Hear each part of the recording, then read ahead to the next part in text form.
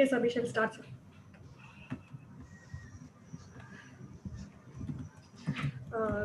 Good evening to one and all present here. On behalf of Madurai branch, I welcome all the senior members, past chairman and members for this virtual meeting. And I welcome our experienced and learned speaker, CA Gururaj Acharya sir from Bangalore. Hearty welcome, sir. Hearty welcome. And thank you for accepting our invite in spite of your busy schedule. In fact, sir is addressing all over India in this webinar. And thank you, sir. Thank you for spending your valuable time with us. And I welcome our today's panelists, our Madurai branch members. They are senior members and they have expertise knowledge in income tax, CA M. Lakshman sir and CA Muralidharan sir from Karigudi. Welcome, sir. And I was just discussing with them regarding this meeting. The very next moment, they said, okay, without any hesitation. And thank you for your support to our Madurai branch, always. And I welcome CA M. Selvakumar and CA Nadraj sir also for this virtual meeting. Since while discussing with the speaker, CA Gururaj Acharya sir requested to have some 2 senior members and junior members as a panelist to have an interaction with them. That is why this arrangement has been made. And today's session will be of more interactive session, especially with a panelist whenever necessary. And the panelist can give the expertise view on the issues discussed by, that is going to be discussed by CA Gururaj Acharya sir. And I request all the members to kindly type your queries in the chat box as usual. Now I request CA Mohanasundram sir, Secretary of Madurai branch, to give a brief introduction about CA Gururaj Acharya sir. Over to you, sir. Thank you, Chairperson.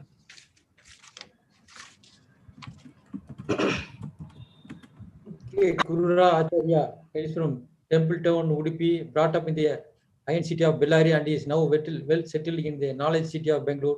He is presently senior member of KG Acharya and Co. Chartered Accounts Bangalore, specializing in corporate finance, corporate tax and company law. He is a resource person on accounting standards and standards on auditing, Companies Act 2013 and LLP, corporate finance and financial analysis, corporate tax and tax audit. With these words, I welcome the speaker to the audience. Welcome, sir. Over to you, sir.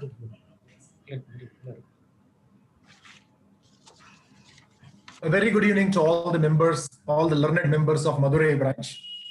It's a great honor to be with the blessed people who are there with Meenakshi and Sundareswaran. Seeking the blessings of Mother Meenakshi and Sundareswaran, I would like to start my session by thanking the chairperson of Madurai branch, Abhinayaji, who has been in touch with me for some time now. And I am fully aware that I was with you on 27th of April, along with Pondicherry. There was a program on Companies Act, Accounts and Audit when I addressed. It was a joint program. I discussed on the practical issues there. So today also I'm going to talk about the practical issues in Income Tax Act, covering 3 important topics. One is the TDS and TCS provisions, the latest ones, which I'm sure all of you are aware. We will talk about the various issues that we may face. Then we will talk about the Form 3CD, which has got revised from 1st of October, which is still not available on the website. Now, today, the biggest issue that I can think of is I am ready with the tax audit report. Can I go ahead and file the tax audit report using the old form, or should I wait for the new form? I mean, that itself is a big question mark, which is being asked all over India now. And the third topic that I will be talking about is some of the issues in tax audit. I have told the organizers that I need a panel of seniors and associate members, and I have been blessed with today to be on the panel with Sri Muralidharan, CA Muralidharan sir. Thank you for being there, and CA Lakshman, who are well experienced in the subject of income tax. I wanted their views, as and when I say, are there any views to be added? I wanted them to add on their expert views. Similarly, I have 2 associate members, Selvakumar and Nadraj, who will be asking the questions either of their own or based on the questions that are posted in the Q&A box. I request all the members attending this program to punch in the questions which they have, the issues that they have, so that we can, at the end of the day, grow wiser by deliberating on those issues, rather than me giving the answer, me raising issues which are probably theoretical to you. Muralidharan sir was very correct in saying that giving an issue which is not applicable to many, please don't discuss. Discuss only those issues which are general in nature rather than far and few. We don't want an Vodafone type of an issue.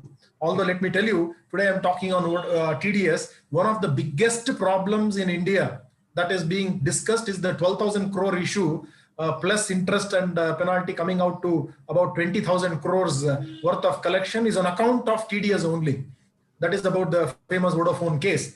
Muralidharan sir has already warned me that please take such issues which are far and few as aside, discuss only those issues which are commonly faced by all of us. I mean, I will definitely make an attempt to do that. So therefore, I wanted the issues that you face to be posted in the Q&A box, which I will consider it as issues in general for people in Madurai, and I will try to address those. So I request once again everybody to feed in the questions that they have so that I can be resolving the issues specific to you rather than generic to this place or to any particular person.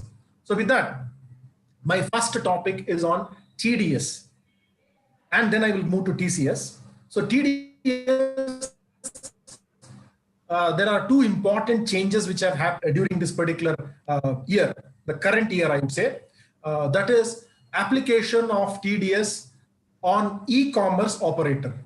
So let me tell you, maybe that is again not applicable to most of us because we will not have many e-commerce operator clients. But even if we have one, or any one of you having it, I think we are under an obligation to educate each other and ensure that that compliance is done. So in a minute, I will tell you what is this section 194O all about. There is an e-commerce operator, consider it as, I mean, I'm not canvassing for Amazon or Flipkart, but for the moment, we'll take it as Amazon as the e-commerce operator. Then there is a seller. I mean, what this e-commerce operator does is he provides a market on his particular platform, on his e-platform.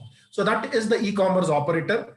In the e-market, there will be two fellows. One is the buyer and one is the seller. So buyer is under no obligation except that he has to buy the product and he has to pay for it. Then the seller is called the e-commerce participant. E-commerce participant. So this seller is going to get the benefit because of the market created by the e-commerce operator. So Amazon, let us say, when the Sri Krishna Sweets is selling its sweets in the Amazon platform. So Sri Krishna Sweets is the e-commerce participants, the seller. And let us say Natarajan is going to buy this particular sweets. So Natarajan is going to buy and he is the buyer. So what is the obligation that is thrust on Nataraj? Nothing. What is the obligation thrust on Sri Krishna Sweets, which is the seller of sweets in Amazon e-commerce trade? Nothing. Now, what is the obligation cast is on Amazon. Is on Amazon, that is the e-commerce operator. The e-commerce operator, now Mr. Nataraj will be making the payment to Amazon, and let us say he bought 100 rupees worth of sweets from Sri Krishna Sweets on the Amazon platform. So when he buys, he pays 100 rupees to e-commerce operator Amazon. Amazon will make 99 rupees payment to Sri Krishna Sweets and 1 rupee payment will be made as TDS in the name of Sri Krishna Sweets as a TDS credit. So that is what is the change which has happened in 194O. Now there could be situations where Mr. Nataraj will be paying directly, very exceptional. Maybe Amazon will not accept that. Maybe Nataraj will be paying directly to Sri Krishna Sweets, although they are connected through the e-commerce operator. So what is the answer there? The section 194 itself says that although the buyer pays to the seller directly using the e-commerce platform, it is deemed to be a payment made from the e-commerce operator to the seller. So therefore, it becomes the obligation of the seller, the market operator, that is Amazon, to have an arrangement, even if Mr. Nataraj, the buyer, is paying to the seller directly, he should ensure that at least 1 rupee comes to the e-commerce operator and he pays. So he cannot say that the payment is made directly, so please don't make me responsible. So that is one important thing that has been told. Then they have defined who is an e-commerce operator, e-commerce participant.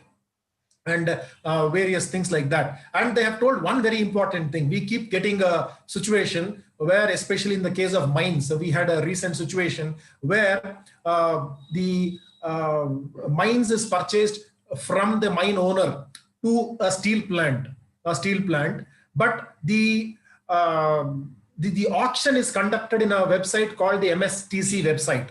The MSTC website is conducting the auction. Now, the MSTC is acting as a mediator, connecting these two persons for the purpose of arriving at the price. Now, we have a very practical issue whether this person who is conducting an auction and bringing these two people together is also an e-commerce operator. Now, if you look into the definition of e-commerce operator, he probably comes into, but the mine owner is telling that he is not, the MSTC is not responsible for ensuring my payment from the buyer. He does not ensure the payment is received from the buyer. In 194.0, they have very clearly brought out one important provision to say he may not, the operator may not be responsible for on record, but they have brought in a provision to say the e-commerce operator is deemed to be responsible for making the payment from the buyer to the seller, although the agreement says otherwise. So this is in short 194.0. Let me get into another important section 194. 194.0 is operating from e-commerce operator from 1st of October 2010. Although I'll put up my slides a bit later on, I thought I will just finish off the major changes and then I'll put up my slides. 194N is a TDS to be done, not by any one of our clients, unless our clients happen to be a bank or post office. If any of our clients happen to be a bank or post office, then we should be advising them to make a TDS on every person who draws more than 1 crore in cash in a financial year. So this has been there for long. They have made certain amendments to this section 194N. What is that important amendment?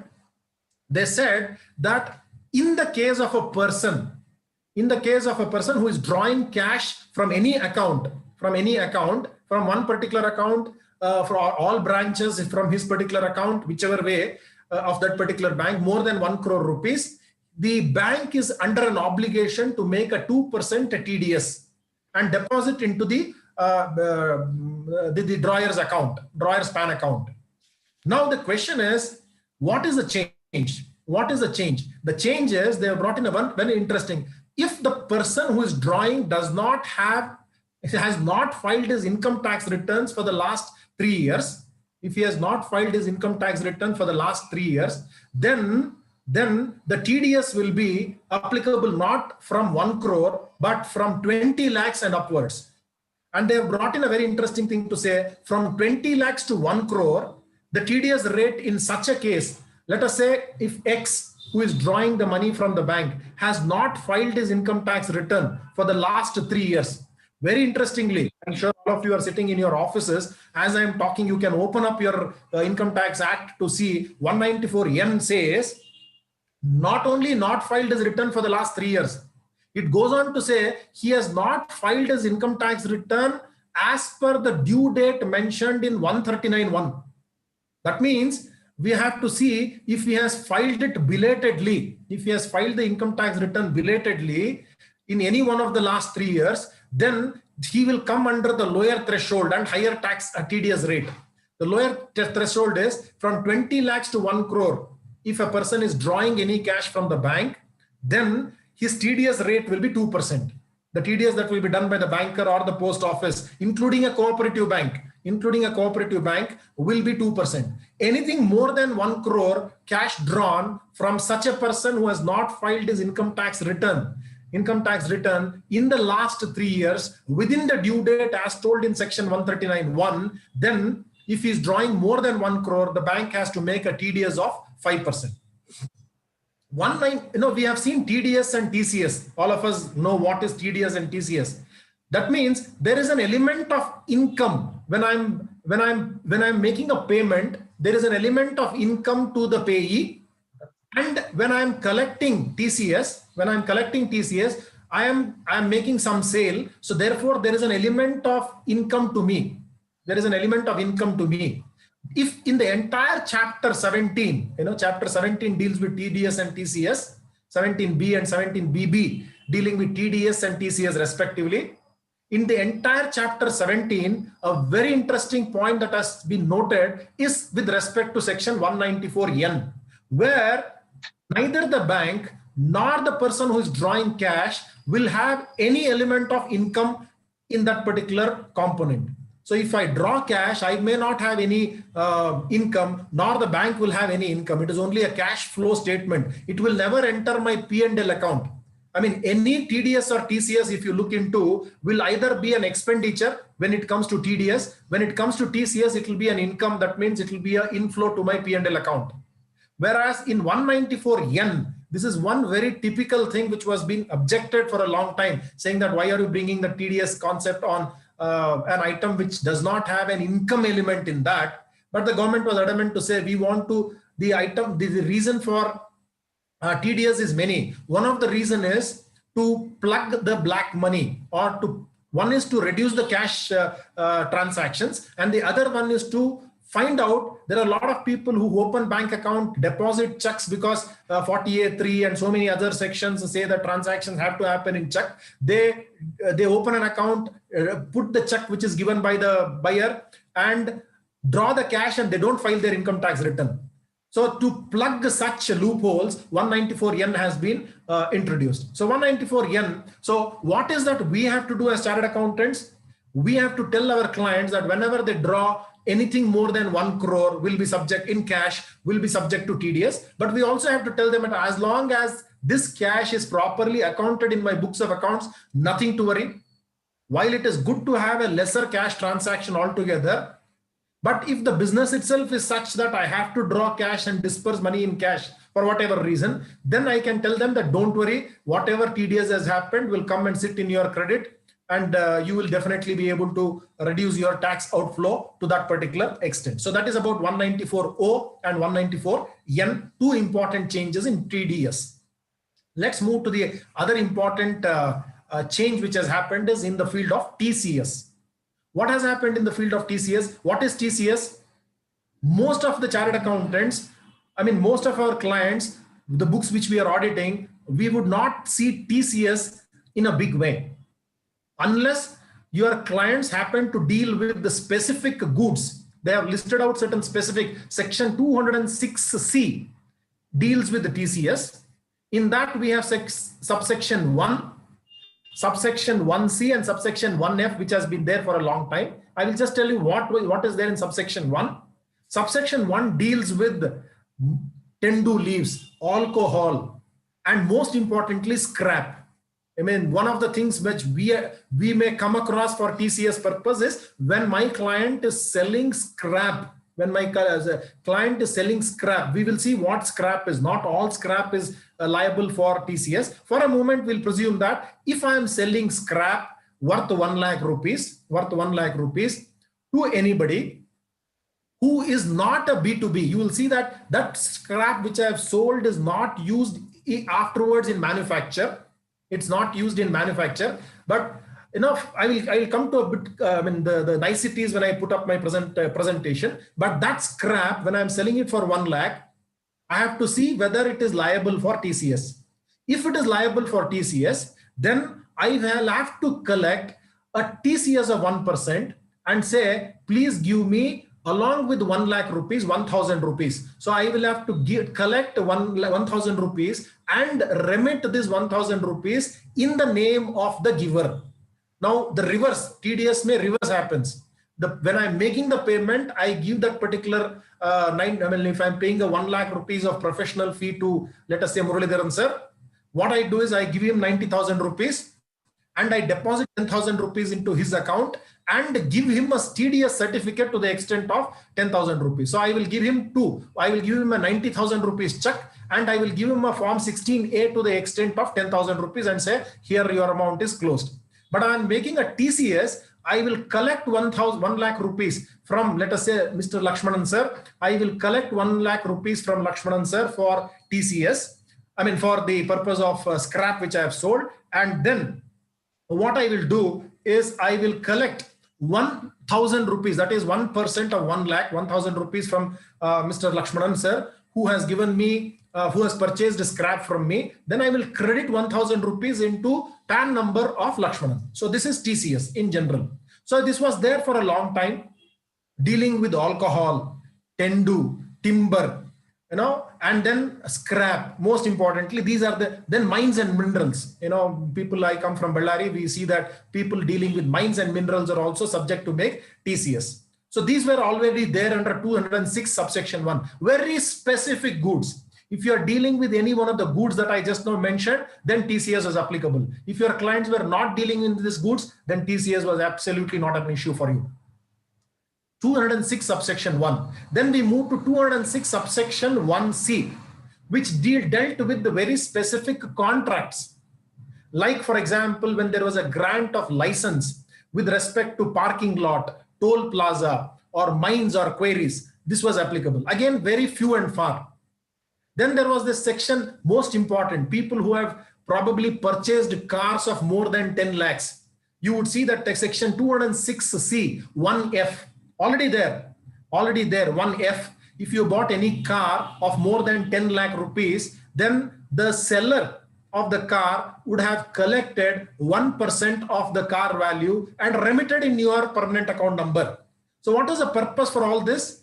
The purpose for all this was to ensure that the person who is buying is actually accounting for it.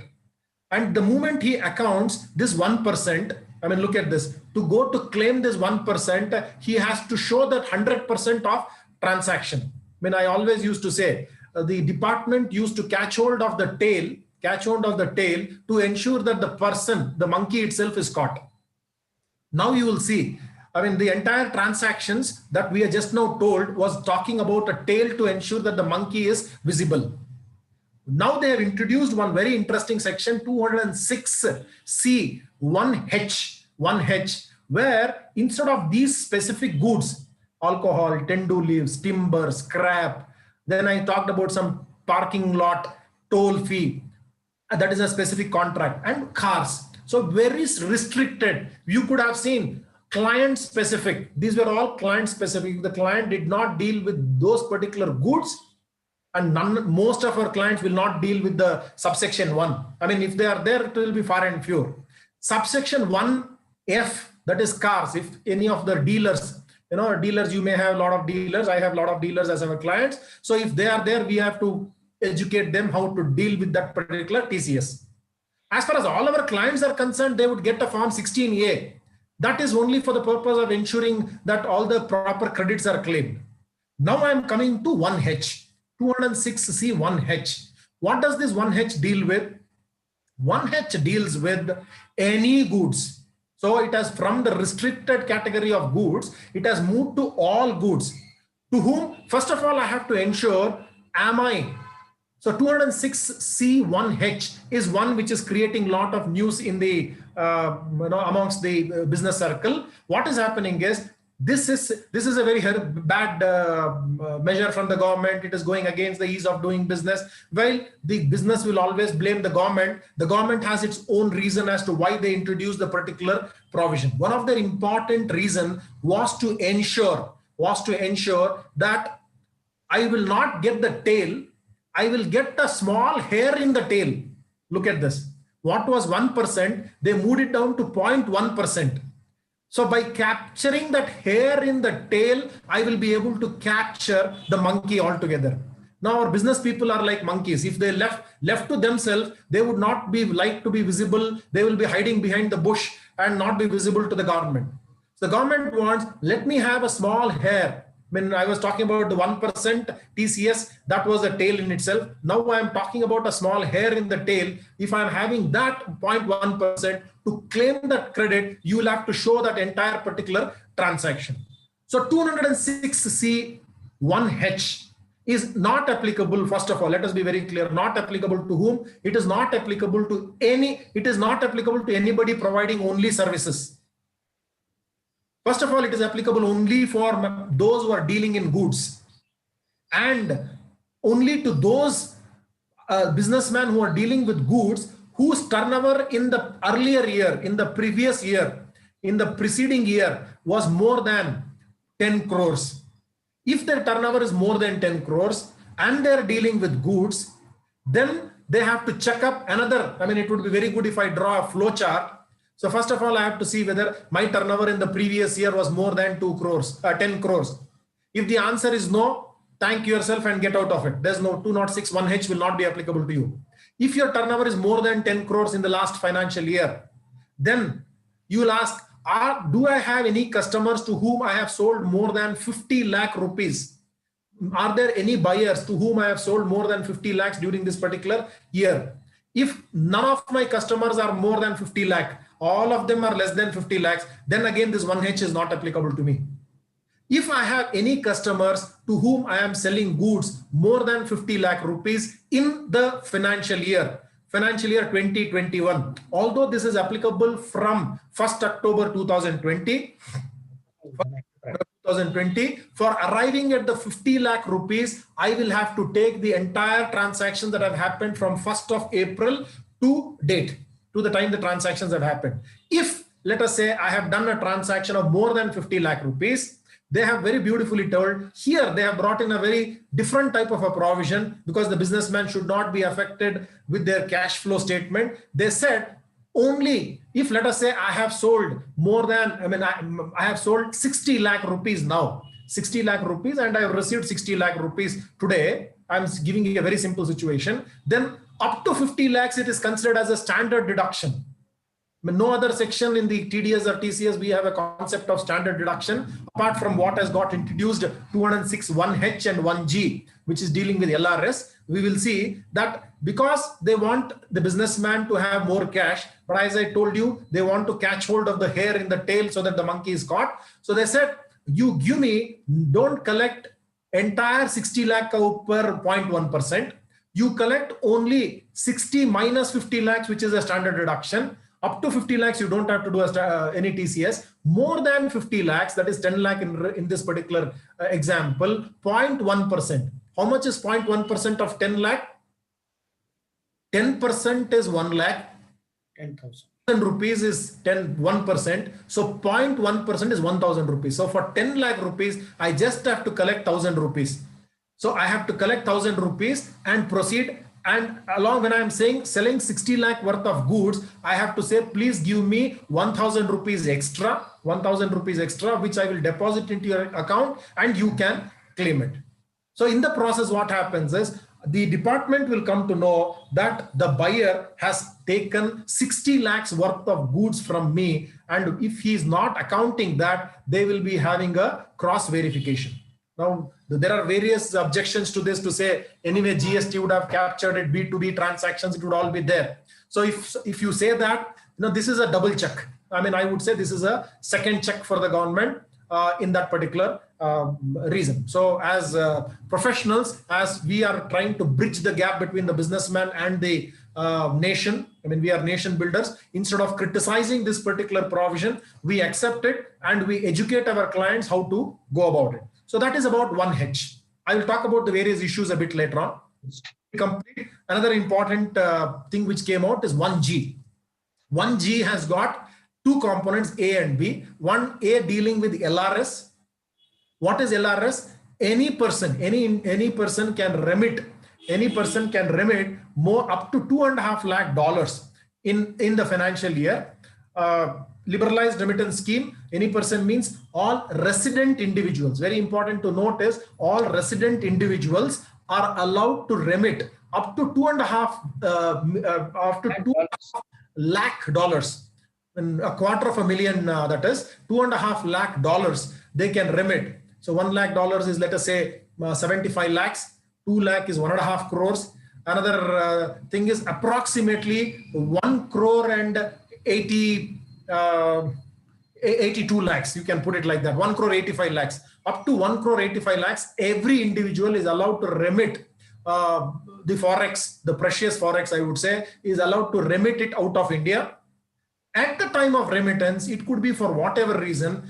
whether I am remitting it out of my accounted income. This is what the government wants to have a check, for which they have introduced this particular 1G, where they said any person who is remitting LRS of up to 7 lakhs, there is no problem. Up to 7 lakh means you may say $1,000, right? About $1,000. No, not $1,000. It is about $10,000. About $10,000 if you're remitting, there is no TCS required to be made. If I'm remitting more than 7 lakh rupees worth of Forex outside India under the LRS scheme, then it is on the authorized dealer who is remitting this money to, who is acting as a banker to take it from here to US or Dubai or whatever country. He is under an obligation to make a TCS of how much? 5%. He is required to make a TCS of 5% on the person who is buying the Forex for the purpose of remittance. The second important change which has happened last year is on the overseas travel. I mean, you would be noticing that a lot of people are traveling, pleasure trip, business trip, whatever it is. I mean, although they use the word overseas tour package. Now, with the question that we were asking is whether it is meant for only tour, personal tour, or whether it is also for business. The answer that came out is a tour package could be for personal or for business reason. So what they said is any person, the tour operator, in this particular case, the tour operator who is collecting this money is under an obligation to collect TCS at the rate of 5% without any cutoff, So there is no, even for 1 rupee of tour package that he is raising a bill, he is under an obligation to charge, collect a TCS of, let us say, today minimum tour package would be one family will be 1 lakh for foreign tour. Even if he's going to Sri Lanka or very neighboring countries, 1 lakh rupees if he's collecting, he is under an obligation to collect 5% extra, which is 5,000 rupees, remit it into my account. Mostly the government was seeing that all these were paid in cash through unaccounted money, not even accounting for the drawings. So that is why this becomes a very important mechanism for the government to control the curb the black money. So I think that is the purpose. So 5%. So these are the important changes with respect to TDS and TCS. Now let me put up my screen. After I complete my presentation, I will halt for the questions to come through, and I also will definitely take up the expert views of Muralidharan sir and Lakshmanan sir. In the meantime, Madam Abhinaya ji, is the screen visible now? Visible, sir. Visible. Yeah, let me just complete this. Muralidharan sir, I see you on the screen. Yes, sir. I see Lord Ganesha behind you. Yes, sir. What I have tried to show in this particular slide, sir, is about 55 or 60 pages of information in a book. I have tried to give it in one slide. You will see this. Sure. And in this particular slide, as I am talking about the changes have been highlighted in yellow. The changes have been highlighted in yellow. Okay, so therefore I will, since my topic is to talk about only those changes, I will be talking about those which are highlighted in yellow. One very interesting thing, although there are various sections in TDS, the most important sections I have highlighted in this particular table. The government under the Atmanirbhar scheme, because of COVID, has been, should I say, benevolent, or seemingly benevolent would be a better word, to say that the rate of TDS has been reduced to, for most of them, by 25%. So they have given a rebate. Therefore, please understand, I've used the word seemingly benevolent. Seemingly benevolent meaning that any TDS or TCS, what was 10% on my professional fee, now my client is deducting 7.5%. That doesn't mean that it will end there. The additional actual amount of tax which I have to pay, I have to anyway pay through my advance tax. So what was coming as a, what should I say? In a smaller dosage, I will have to pay it in a bigger dosage through the advance tax. So therefore, I very consciously use the word seemingly benevolent. Well, the government has done it. I mean, whenever they do good things, we have to appreciate instead of criticize them. So I think they have done a good job to say, to help your liquidity, to overcome your liquidity situation, the remitter has been given a choice I mean, has been told to give a reduced rate of TDS. So for all the rates reduced 25%, you can blindly apply except for a few. What is that? One is for salaries. For salaries, there is no reduced rate. It has to be done at the applicable rate. Number two, whenever payments are made to non-residents, please be very careful. I mean, there are various number of sections for residents, 192, 194A, as you can see, 194J, 194M. You know, there are a lot of sections. But for non-resident, the government is very simple. Only one section, 195. If you put it up like Muralidhar sir, I am sure you will appreciate this. If you put it like Rukmini and Satyabhama, Krishna, Tulabhara, if it happens, you know, like that, if the Tulabhara happens between the resident TDS and non-resident TDS, I think non-resident TDS will be like Satyabhama, you know, like one Tulasi, if you put, it will be so powerful. So 195 section is like Tulasi put by Satyabhama to prove her chastity or love for Krishna. So 195 is a very powerful section. I'm not talking about 195. That itself will be a 3-hour session.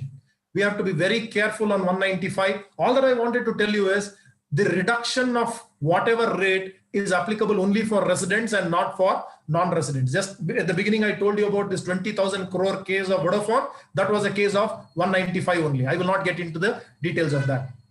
And when also for our audit purposes, we have to be clear about the cutoffs between 14th May to 31st of March. This reduced rate, I mean, when we do the next year audit, we have to ensure that from 1st of April to 13th of May, that is why we cannot have this chart. You know, if I keep only one rate chart, then next year when I give it to my articles to give that particular, whether TDS has properly happened, up to 13th of May, they have to go with 10%. And from 14th May to 31st of March, they have to go with this reduced rate of 25% only between those two particular dates. So this is one thing.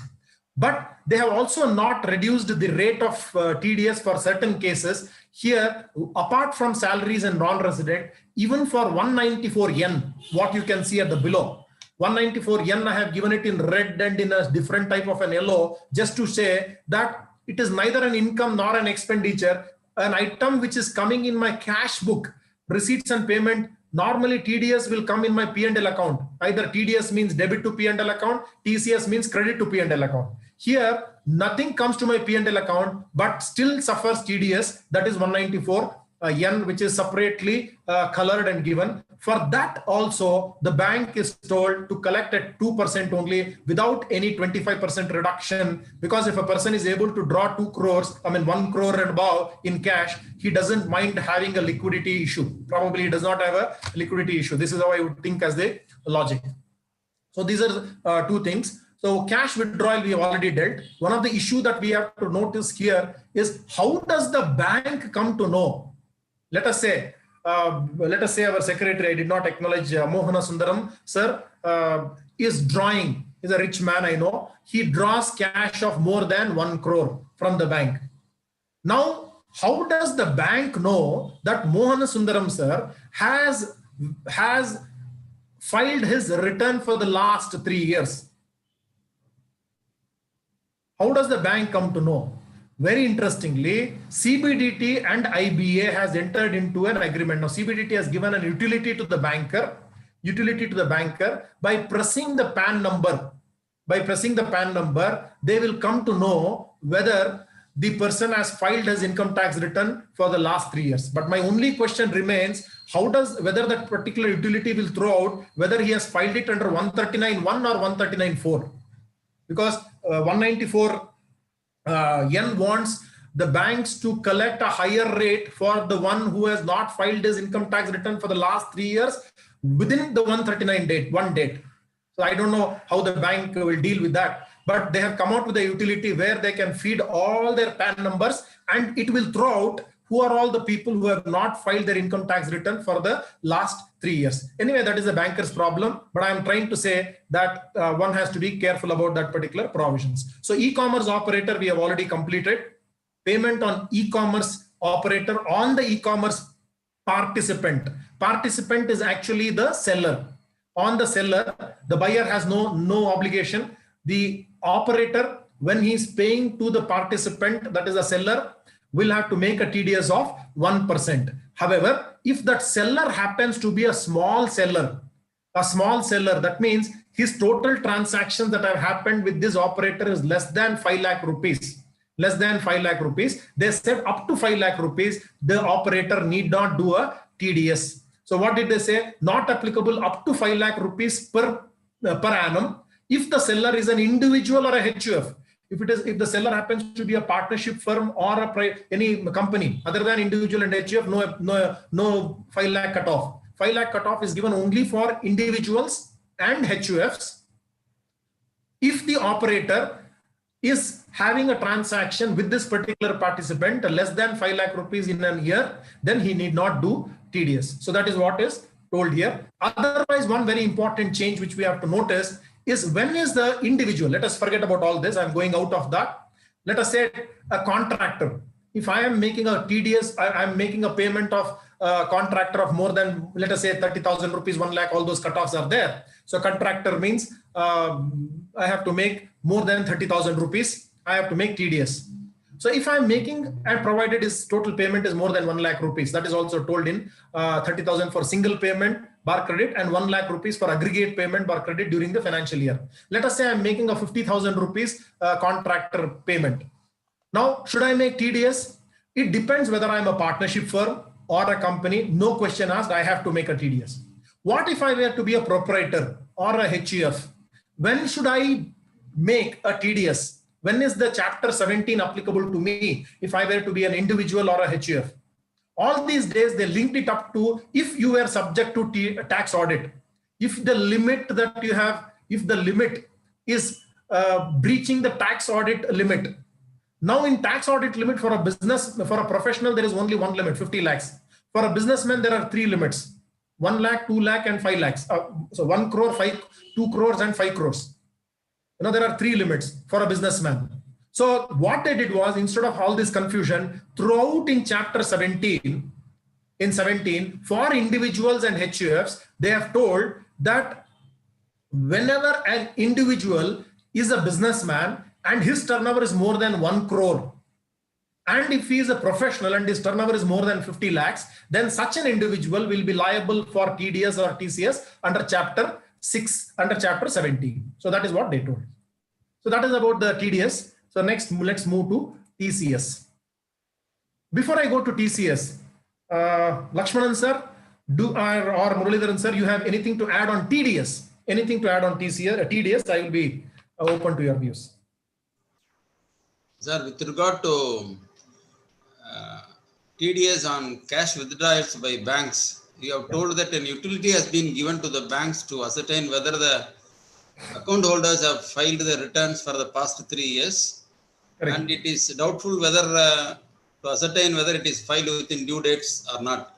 But as a concurrent auditor, correct, I see in banks, they insist on such accounts wherein this cash transaction is more to produce copies of the returns for the last 3 years. And the bank people do not know whether it is filed within time or not. Whether this utility is used by the bank is, in my opinion, I am doubtful whether they are using it or not. As of now, it seems that they are not using it. They insist on copies of IT returns. Simply, they ask for copies of IT returns and allow the lesser reduction. I think, sir, the bankers have to be doubly careful. See, bankers have to be doubly careful, because if they allow somebody to draw and tomorrow the TDS is not done, while the utility is for the benefit of the banker has to be doubly assured that the person drawing has filed his income tax return. I think it is right on the part of the banker to ask for an income tax return, because I was sitting on the board of a bank, and I would definitely, as an audit committee chairman or whatever, I would say, take all precautions. One is to check the utility. One is also to collect the document from the drawer, I mean from the customer, to ensure that he has filed it on time. So that would be the second safety mechanism. Because if he draws and he's not afterwards available, all TDS provisions, sir, will be on the banker afterwards.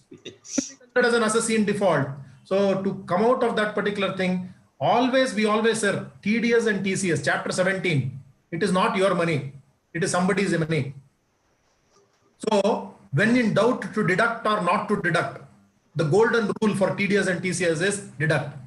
Yes. When in doubt to deduct 2% or 10%, lower or higher, the answer is collect higher.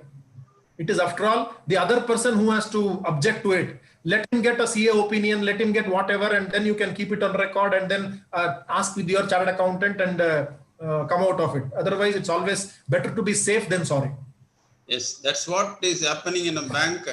This PAN card has not been matched with the account holder, and higher deduction was made, and he came and he was shouting, and he was doubtful whether he will be able to get the refund after filing a return, or whether it can be adjusted in the next quarter, whether the TDS made, higher TDS will be refunded in the next quarter.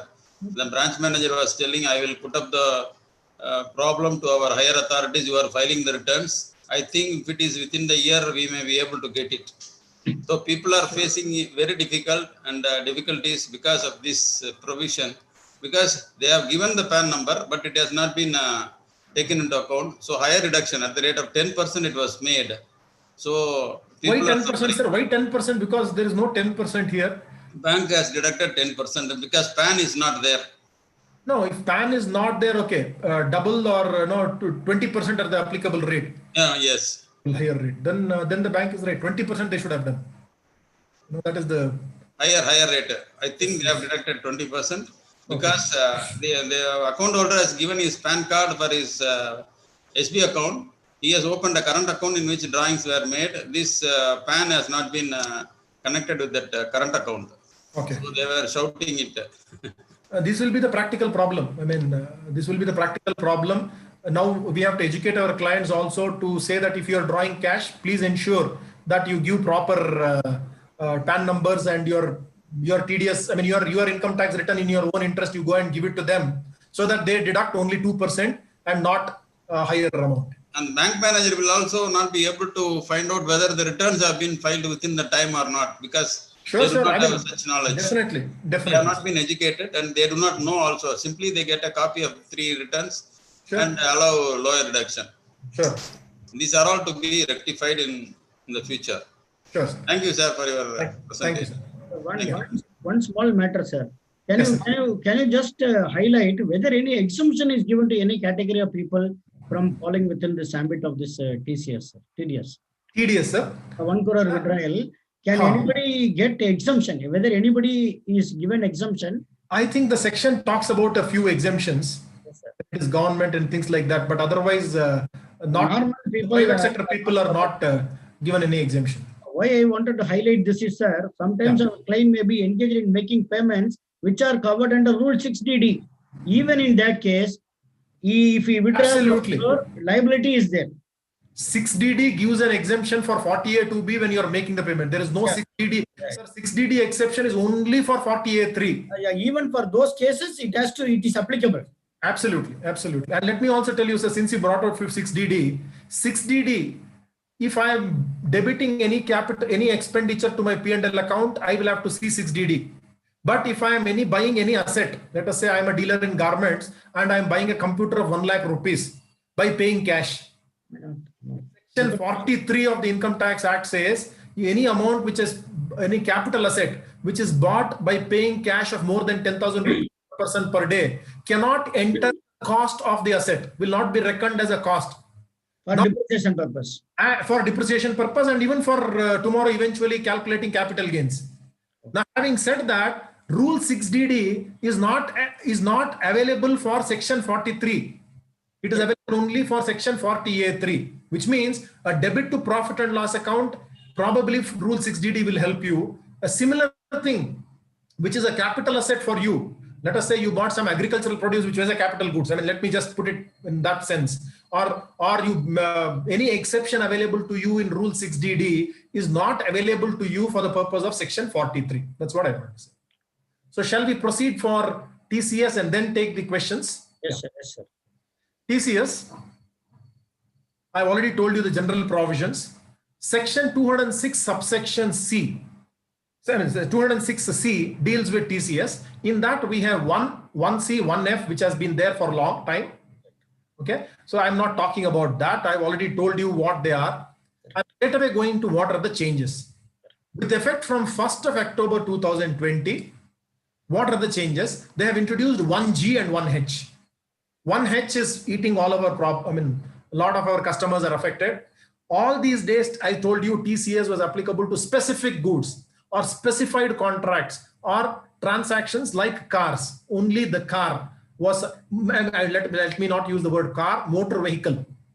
When today Nataraj is sitting here, maybe if he buys a Hayabusa car or some Hayabusa motorbike worth 12 lakh rupees, a two-wheeler worth 12 lakh rupees, then that will also be subject to TCS. The word used is car, not car, motor vehicle. Motor vehicle. If let us say, if I am selling my, let us say Honda City of Honda City, maybe a slightly a bigger vehicle, a Benz only. If I am selling a Benz vehicle at 12 lakh rupees to somebody, a second-hand car will also be subject to TCS. That's what I wanted to tell. So motor vehicle used in 206(1)(f) deals not only with cars, it deals with two-wheelers. It not only deals with the original sale, it also deals with the second-hand vehicles. One exception for 206(1)(f), which we need to know, is it is not applicable for the sale that happens from the manufacturer. Let us say Kia Motors is selling goods, is selling cars, 10 cars to ABC Kia. I mean, you may have ABC Kia. I mean, we have Nara Kia, Advait Kia. So if it is selling to the dealer, then that is not subject to TCS under 206(1)(f). Only if the goods are sold from the dealer to the retail customer, then and only then it will be applicable. That too, if it is more than 10 lakh rupees. We need to know this particular provision. So let's go to the change that has happened. Whereas it was applicable only for a few goods, now 206(1)(h) is applicable to all goods, sale of goods. Other than goods which are imported or goods which are exported or dealing with services. So it was not applicable to services. So what is that? Who has to collect it? The seller has to collect it. And such a seller should have in the preceding financial year a turnover of more than 10 crores. And who is the buyer? Or not every buyer, but only on those buyers to whom I have made a sale of more than 50 lakhs in a financial year. A single buyer to whom I have made a sale of more than 50 lakhs. At what rate? 0.1%. 0.1%. However, only for this, not for any other, I mean, the other 1G, they have not given this relaxation. This 0.1% from 14th May to 31st of March, they have said it can be 0.075%. So 25% rebate is given there also. However, if the person does not have, if the buyer does not have PAN or Aadhaar number, then I have to make a TCS at 1%. So this is one thing. Let me finish off the other issues with respect to 1H before I talk about the other TCS. There 1F we have seen. 1F is that motor vehicle. So is there a difference between 1F and 1H? There is I just tried to bring out a table for 1F and 1H. 1F is applicable for motor vehicles more than 10 lakh rupees. And the motor vehicle of more than 10 lakh rupees at 1%. Whereas 1H is for all goods. If and only if the seller's turnover is more than 10 crores and the buyer's single buyer is taking more than 50 lakhs. Now 1F always applicable if the turnover is more than 10 lakhs. Whereas 1H is applicable, will not be applicable if TCS is made under 1F. So one important point to be noted is if the customer is already subject to 1%, let us say I buy a Benz car and I am already collected at 1%. Again, he cannot say you are buying more than 50 lakhs worth of goods. My turnover is more than 1 crore. Again, I will take 0.1%. I mean, a hair or a tail once is sufficient. Two hair or two tails for the same transaction need not be taken. That we have got enough instructions from the government to say that for a same transaction, TDS and TCS or two TCS or two TDS need not be done. That's the third point to be noted is it is applicable only if the vehicle cost is more than 10 lakh rupees. Whereas 1H will be applicable for more than 50 lakhs per annum. Okay, so individually, if the motor vehicle, let us say my dealer customer, my client who is a dealer is selling a 7 lakh worth of vehicle to Infosys, like that they have sold 10 vehicles. Like that they have sold 10 vehicles. 1F will not be applicable. 1H will be applicable because to Infosys they have sold more than 50 lakhs, although individually it is less than 10 lakhs.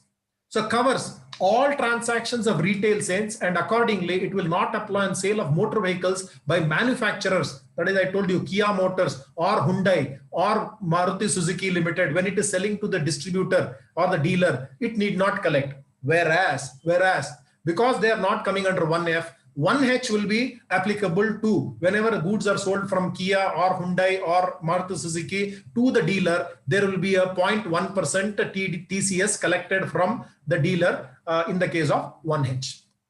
What are the other things to be noted?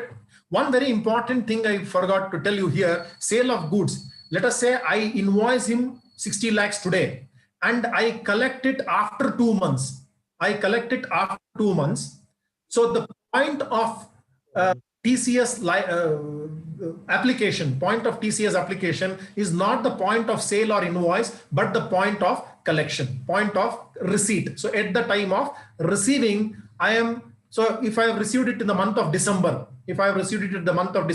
like in TDS and TCS, I can collect all the TDS, all the TCS and pay it within 7th of the next month. So if my sale happens in October, collection happens in December, then my liability to collect, my right to collect also happens only in the month of December. 60 lakhs means, let us say 6,000 rupees I have to collect. I have to collect 6,000 rupees as TCS. So 60 lakh and 6,000 rupees I will collect in December, and this 6,000 rupees I have to remit it within 7th of January. So that is how the rule is. So there were a lot of confusion on this particular applicability. Since it happened in the middle of the year, there was a big chaos.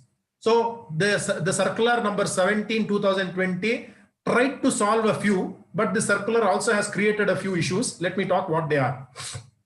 So they said no adjustment for sales return, discount or GST. You look at the word that they've used. It is clarified that no adjustment on account of sales return or discount or indirect tax, including GST, is to be made for TCS under 206(1)(h), since the collection is made with reference to receipt of the amount of sale consideration.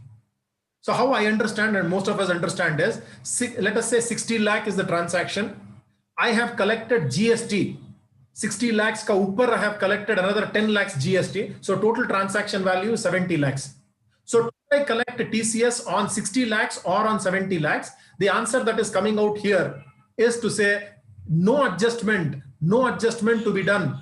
So therefore they said, because since the collection is made with reference to receipt of the amount, and my amount is 70 lakhs and not 60 lakhs. So 70 lakhs is the amount on which I have to make the TCS and not on 60 lakhs. So including GST, that is the first answer.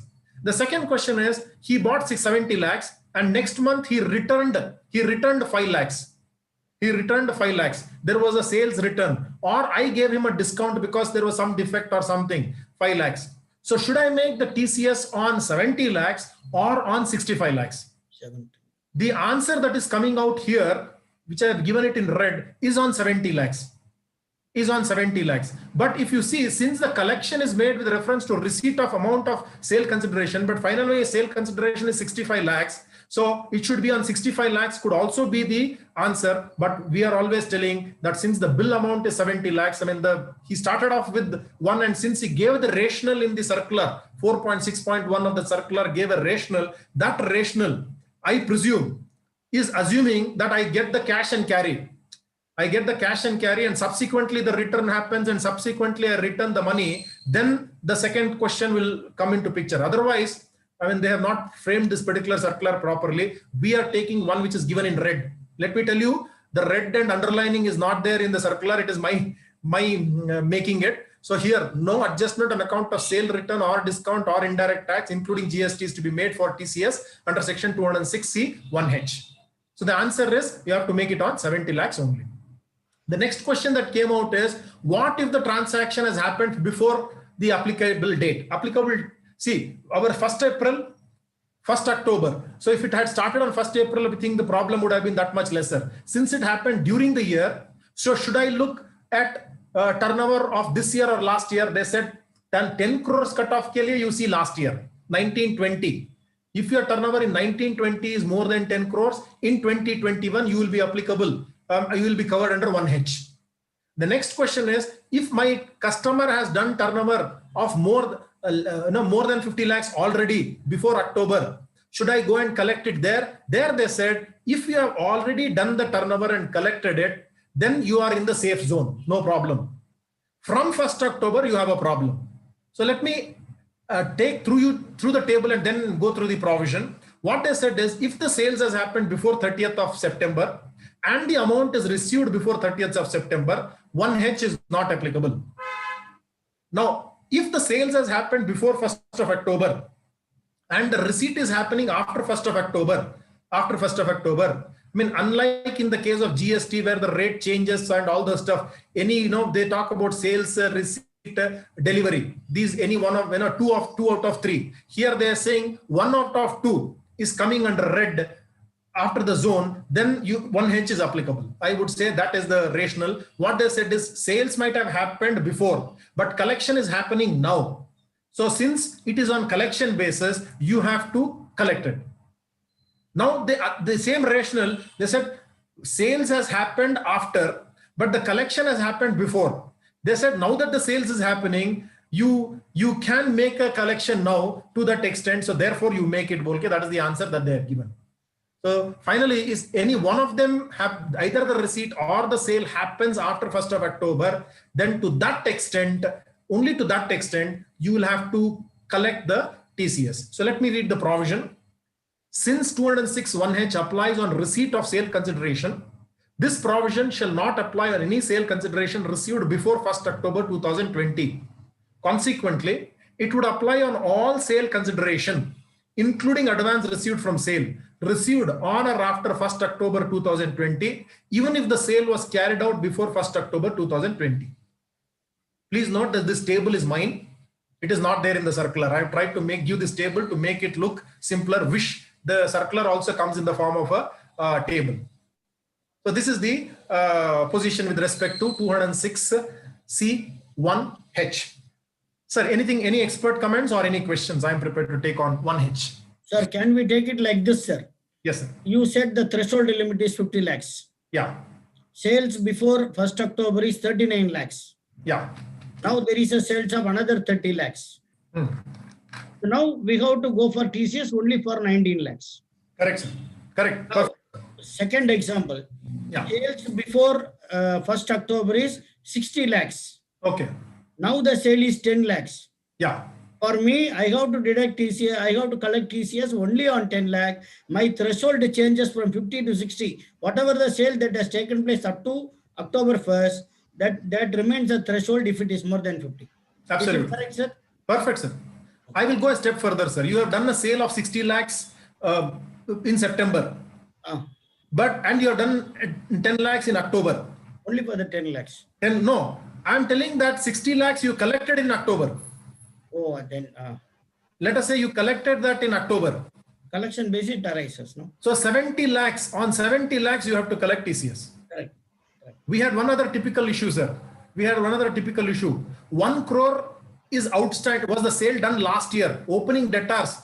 Opening debtors is 1 crore, which I am collecting now. Should TCS be applied? Yes or no? It is only sales during this year, no, sir? No, where did they say? They have not told sales during this year. Cash.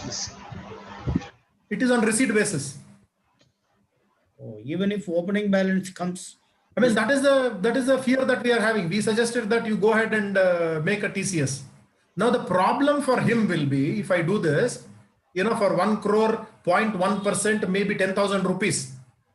But this 10,000 rupees, whenever I'm claiming TDS, that income should be offered in that particular year. Correct. Now in TCS, also there is that particular TDS rule is covered in 37BA. Rule 37BA covers that. That means the TDS can be adjusted in the year in which I offer my income. Correct. Similarly, for TCS, it is told in Rule 37I. You know how wrongly it is worded, where TCS has been paid. Credit shall be given for the assessment year for which the income is assessable to tax. In fact, for that person who has taken car or any goods, it is not an income, it is actually an expenditure. I mean, maybe we have to go back and say income includes lots, income includes expenditure. So using that rationale, maybe this Rule 37I has been done. But the problem I'm saying is, if I do a TCS of 10,000 rupees and tell that it is pertaining to a sale which has happened in 1920, now this sale has actually happened in 1920, but TCS is happening now. So when will this TCS credit be given can be a issue. They have not told. In the circular also they have told that if the sale has happened before 110, when the circular goes on to say, if the sale has happened before 1st of October, it does not say that is within this particular year. You know, that is how we interpret that in 1920 or before is my word. You know, the double apostrophe is my interpretation to say, they said before 110 means before 10 years also, if it is outstanding. But this is purely my interpretation, whereas I want to write it to the government to say that if you don't clarify, we'll have a clash with 37I when this particular TCS can be credited. Okay? Any other issues or questions, Natarajan or Selvakumar, if there are any questions until now on TCS or on 1H, because 1H is a very powerful thing. Sir, somebody has raised a question in question box for TDS, sir. Selva sir will tell you. Yeah. Sir, question from Sujesh. I think he's from your Bangalore Electronic City. Okay. So first question is section 206 1H. If I receive, say, for example, 55 lakhs post October 2020 from a customer, and if these payments are related to my sales made during financial year 1920, will it not be applicable as it is based on the receipt of sale consideration more than rupees 50 lakhs? I think I think that question was posted before I told this. Yes, so the 55 lakhs is received now pertaining to 1920. In my opinion, I mean the wording is very clear, not so it says that any amount received subsequent to this date will be subject to the. So on 5 lakhs he has to collect TCS at the rate of 0.1%. Now you can say 0.075%. Okay. Second question is, he is asking, like, if an amount I'm receiving is on, let's say, not on sale of goods, but for on sale of capital assets. Let's say I'm selling a car, building, will then also this TCS in 206 1H will be applicable? Sir, goods does not include immovable property. Okay. Or immovable property 194 IA is already there. Okay, sir. So therefore, goods means all goods except immovable property. If you are selling a car, definitely it will be applicable unless you are covered under 1F, as I told you. Okay. He himself is telling, like, the wordings of the section is like business goods and not an asset. So whether the business goods will include these goods also, like building and other things. No. Let's be clear that now I got his point. When I'm selling goods means whether it applies only to trading goods or whether it will cover even capital goods. Yes, sir. Okay. Since they did not use the word trading and capital, I would say anything which is in the form of goods will have to cover this. Okay. Maybe can we have it like this, like other than immovable property? Yes, sir. So let me also tell you one thing which I have not told you. It has to be collected from a buyer, except if you see in the top I have given, except if the buyer is liable to make TDS and he has deducted it. Okay. Property, very interestingly, 50 lakhs, there is no, let us say if I am selling a agricultural land, that's a different issue. Okay. It's not done. For more than 50 lakhs, he has to do under 194 IA. In any case, that is not a good. Immovable property is not a good. Yes. However, if it were to be any goods, let us say there was a works contract, the buyer is thinking that it is a works contract and he does a TDS. For me, goods, if I am doing, because he did the TDS, I don't have to do the TCS. Okay.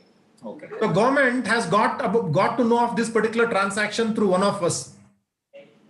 Yes, let me be very clear. TDS is on a higher percentage. TC 0.1%. Yes. The government will be happy with a higher percentage than a lower. Right. So the transaction is anyway accounted for the government purpose. Yeah, logical. Okay. Sir, third question, I think it's on TDS 194N from Bala Subramanian. Yeah. Let's say a company incorporated in 2019, but banker is insisting for 3 years income tax return. So please guide how to solve this. I think we have to guide the bank to say what is the wording used in 194N. See, we cannot expect you to file. You cannot expect your birthday to happen before you are born. This is the logic we have to sell to the bank, to say that go with the logic, and then if the wordings are such that it is to be done before, the government has to clarify. In this particular case, they should not really insist on that particular 3 years return. Okay. Then there is another question, sir. I think Sanjeevi Rajan has posted this. Let's say a seller is also purchasing goods from the customer and making payment for the net amount due. Whether TCS to be collected on the gross sale or on the net amount. Now, what does he mean by net amount? What is the difference between the net? Sir, sometimes I'll be the buyer. I'll also be the seller. Okay, so in that scenario, the netting off. Got it. So let us say I have sold something to Natraj. I have sold 75 lakhs to Natraj. Natraj has sold 60 lakhs on me. Yes. Lakhs on me. So finally, what I will do is I will collect only 15 lakhs from Natraj. Yes. Just be on 15 lakhs or on 75 lakhs. That is the question now. That is the question. That is very clear. I have these two transactions have to be seen differently. Transaction of 75 lakhs. So therefore, I have to collect on 75 lakhs. And Natraj has to collect 60 lakhs. Provided my turnover is more than 10 crores and Natraj's turnover is more than 10 crores in the last. Okay. So you cannot do a net of them. So, sir, can we have it like this then? Like you mean to say even book entry adjustment will also deemed as a collection? Correct. And we have to collect TCS. Correct. Okay. Yes, sir. So, see, the book entry is with respect to collection. Okay. Okay. Sale it, I suppose it is not a book entry. Okay. No, please be very careful. I mean, very, very important. I have touched a very important thing. If it is an invoice which is only a booked invoice, since I am on that particular topic, I would like to take up this particular section 271 AAD. Penalty of 100% of the fake invoice accounted. Invoice accounted will be 100% on the person who has accounted that invoice and 100% on the person who has issued the invoice. Okay. Okay. So that is the answer that I will. So please read 271 AAD, not my subject. So therefore, I'm not getting into the details of that today. Okay. Yeah. Any more questions, please? Yes, sir. Vijayan sir, CSK Vijayan sir asked the question. Sir, you are telling that 37 Rule 37I is in respect of TCS, for which income should be included in the year of the same year. Correct. Hitherto that stand good for the earlier provisions, but now TCS under 206C1H is to be claimed by the buyer, and it is only payment will never come under Rule 37I. Am I correct? So No, he is trying to say. Yeah, what is it trying to say? This is only on the collections, not like earlier TCS provision. So this is a different provision. That is what. No, there is no other provision brought in by virtue of this amendment. Oh, okay. Provision that is there in the rules as of now. Okay, fine. Sir, I have one doubt, sir. Yeah. What if this 206C1H is not at all collected? It's not like we should not do. Say, for example, I have wrongly estimated that persons to whom I am selling will not exceed 50 lakhs. That's how I estimated. No and problem. I have not at all complied with this section. What will happen? No. See, your rationale is not right. That's what I would say. You have estimated that the buyer will not buy more than 50 lakhs. No problem. No. But when he actually crosses 50 lakhs, see, up to 50 lakhs, that's why I said 50 lakhs is a basic exemption which is given. Up to 50 lakhs, you don't have to. Let us say in October, he did 10 lakhs. November, he did 10 lakhs. December, he did 10 lakhs. January, 10 lakhs. February, 10 lakhs. So 10 lakhs, you don't have to collect. In March, he has done 10 lakhs. So which means it is now going to 60 lakhs. So March month, you have to collect 10 lakhs, 0.075%. Okay, that Like if our I'm not TDS, collecting. it is not like our TDS where we have to, up 30,000 rupees, next 10,000 rupees if I collect, I have to collect it for the old one. It's not like that. Okay. One small thing, sir. Sorry for the interruption. This is Vijayan, who raised that question, that rule regarding Rule 37I. Yes, See, hitherto what I wanted to make a presentation that hitherto all the provisions relating to income, that is why the rule was correctly applicable. But in respect of 206C1H, it is not relating on the income of the person who is collecting the TCS. It is only the expenditure to be claimed by the buyer. So that is why I say that 37I, why we cannot say 37I is not applicable for this 206C1H. No, sir. I is always in connection with the TCS only. I agree, but it is not made clear. Then they should have included there itself that it is applicable to 206C1H also, even though it is not expenditure. No, 37I is applicable for the TCS as a whole. They would not say which section. Right. Okay. So therefore, But it anyhow, applies to 1C, 1F, 1H, 1G, everything. They cannot correlate, like with the income. Absolutely. I mean, I agree with you. I agree with you to say that if I have done last year, you cannot go and. Correct. That is what the point I tried to say, that there is a mistake here, and it will be very difficult to practically if they try to use that rule for this also. Okay. Right. Then, right. Okay. That is what my view is, that it cannot be made applicable. Why we can't have a challenge on this? Yes, sir. I think we should have it. Otherwise, if we'll ask him only prove how it should be done. The word income, that is why I underlined that to say that the word used itself in the rule itself is wrong. Okay. You know? Right, sir. Thank you. Yes. Thank Yes. you. One small difficulty. The income, sir, let us say, if I am selling a good, there will be an income to the seller, to the buyer, is actually an expenditure. They should have used the expenditure is accessible or claim. Correct. That is what I was trying to do. That amendment should have been made in 37I itself. Correct. Then what you are saying, it will be applicable, made applicable, and we can give the proof that we have already spent this money in that year or in earlier year, whatever it may be. Because the question arises only if the any amount before 1920 or before within that year, okay, we can say within 2021 we can say that it has been included. But beyond that year, we cannot say. We cannot. No, what we are telling, sir, what we are telling is GST will not allow you input tax credit beyond 180 days. Correct. Better pay it. Okay. We are telling and claiming it. That's a different issue. That is why probably they given 6 months leave. One has to take it like that, correlating with the GST payments. But anyhow, outstanding is only between the buyer and the seller, being debtor creditor. They may give 1 year time to make payment, more than 1 year time also to make payment with the interest like that. See, I have got my own problem. See, there was the selling has happened in 2014-15. The receipt is coming now. Yeah. Then how I can prove that? How the payer that is the person paying the money, how he will prove that it has come in 2021? Yeah. No. See, as long as it has come, it doesn't matter. But when the other person can claim the TCS credit is the issue, no? That is what. See, the payer is transferred. As far as the collector is concerned, he has no problem based on the date after 110. Right. That I agree. The problem will be the person from whom you have collected. Yes. That is what I am telling. The person payer will have a problem. Who is making the payment? The sale has taken place in 14-15. Making, because of the disputes and all, he has not paid. Now he has come for a settlement and he is making payment after 1st October.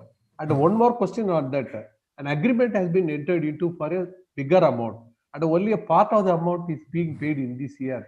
The balance amount will be paid in 2 or 3 years later. What will happen? Whether the entire Sir, what we are telling is just like 194 IA. Whenever I am paying advance, that is why I have put it, 4.4.22. That circular is telling the TCS required to be collected at the time of receipt of advance. So let us say I have entered into a contract of 2 crores, and now he is making a advance payment of 30 lakhs. Right. At 30 lakhs, maybe I don't. Then again, he is going to make another 30 lakhs. Right. Then I will tell him on the 10 lakhs, please give me whatever 1,000 rupees or 0.075% of that, so that I can remit it. Although the invoice itself happens subsequently. So it is advance or receipt. It is on receipt. So receipt includes advance. Okay. Without the sale happening. This can be a very further later on the sale does not happen. Right. Later on the sale does not happen. This we see even in 1A. 194 1A, immobile property, if I have agreed to sell and finally the transaction does not happen. Let us say Muralidharan sir has given me 60 lakhs as advance, and along with that he has given me the TDS account also. Yes, okay. I will go and deposit that 60,000 rupees. Now he gives me 59 lakh and 40,000 rupees. 60,000 rupees Muralidharan sir has deposited. First, tomorrow this transaction gets reversed. I will give only 59 lakh 40,000 rupees. Yes. Thank you. 60,000 you claim it from the department. That's it. Okay. So that is happening in 194 1A already. So same thing will happen in 206 1H also. Right. Okay. Thank you very much. Yeah. Sir, one small thing that I wanted to highlight here is, sir, next year for tax audit, we are going to have a very tough time. The thing is, it is very difficult to maintain records for this. Very particularly in the case of a large or wholesale dealer, you may be able to do it. But there are plenty of retails, particularly if you take jewelry or things of that nature, the same person may buy just for 5 lakhs, but this person may buy 10 times. You have to keep track and you have to maintain record. This is what we are telling all our customers is, anyway for more than 2 lakhs, form number 61, our 61A specified finance, form 61 we have to collect, wherever the transactions of more than 2 lakhs, I have to collect PAN number. right. I am telling sir, if you see Muralidharan, in Madurai, how many Muralidharans will be there? There may be at least 10,000 Muralidharans in Madurai. I don't know, I'm just telling like that. So if I'm taking Muralidharan's account, that will be very difficult. So we are telling all our clients, Muralidharan PAN number. So every person is a PAN. You have to track the account. Today, create the account. In ERP, it is all possible. If you're doing it in simple tally or something like that, then it will be very difficult. You have to track it by a PAN number. The moment for that PAN, the transaction value crosses 50 lakhs, it will show a red warning and say you have to collect TCS. So it should not be accounted by customer, but it should be accounted by the permanent account number. That is the best way to track such things. Yes, so all such organizations have for some elaborate accounting like this. Yes, sir. So today we were sitting with one of our clients to say the other person is going to do TDS. Then I don't have to do TCS. So within that, I will have to have a customer who is doing, fortunately, it is more than 50 lakhs. That means he is a big customer. Yes, sir. The case is he may not be a dealer, sir. He may be personal consumption. No, TK, but I'm just saying that for me, I have to segregate less than 50 lakhs customer, more than 50 lakhs customer.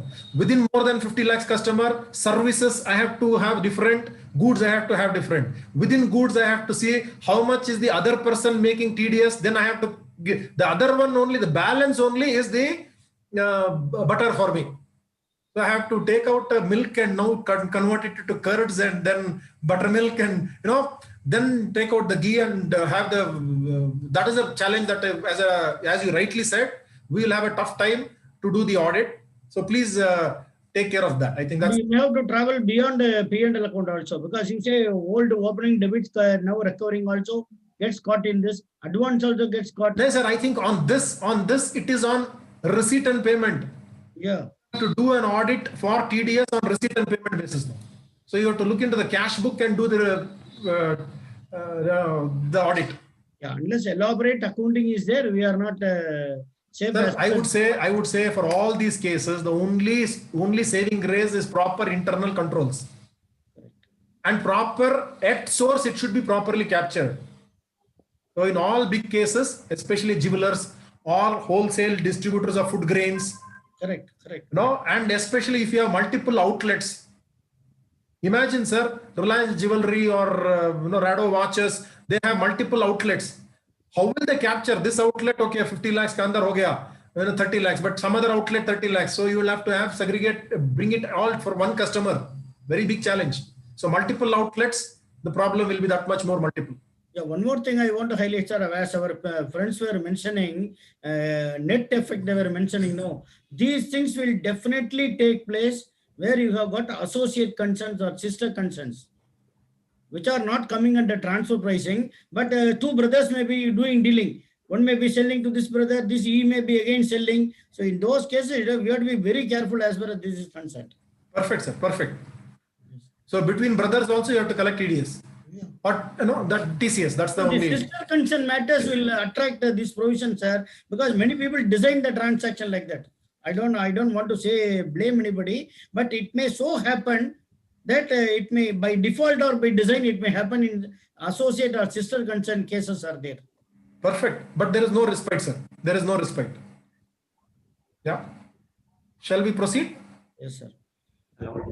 Yeah. Sir, one question from me, sir. Yeah, Mr. Sir, actually, this 206C 1H is applicable only on goods, no, sir. Actually, in the previous year, we have to see the turnover, 10 crores. Perfect. In that turnover, should we include services also, sir? I think so, yes. There There they did not talk about your total turnover. So you look into your turnover, if it is more than 10 crores, you don't exclude even exports.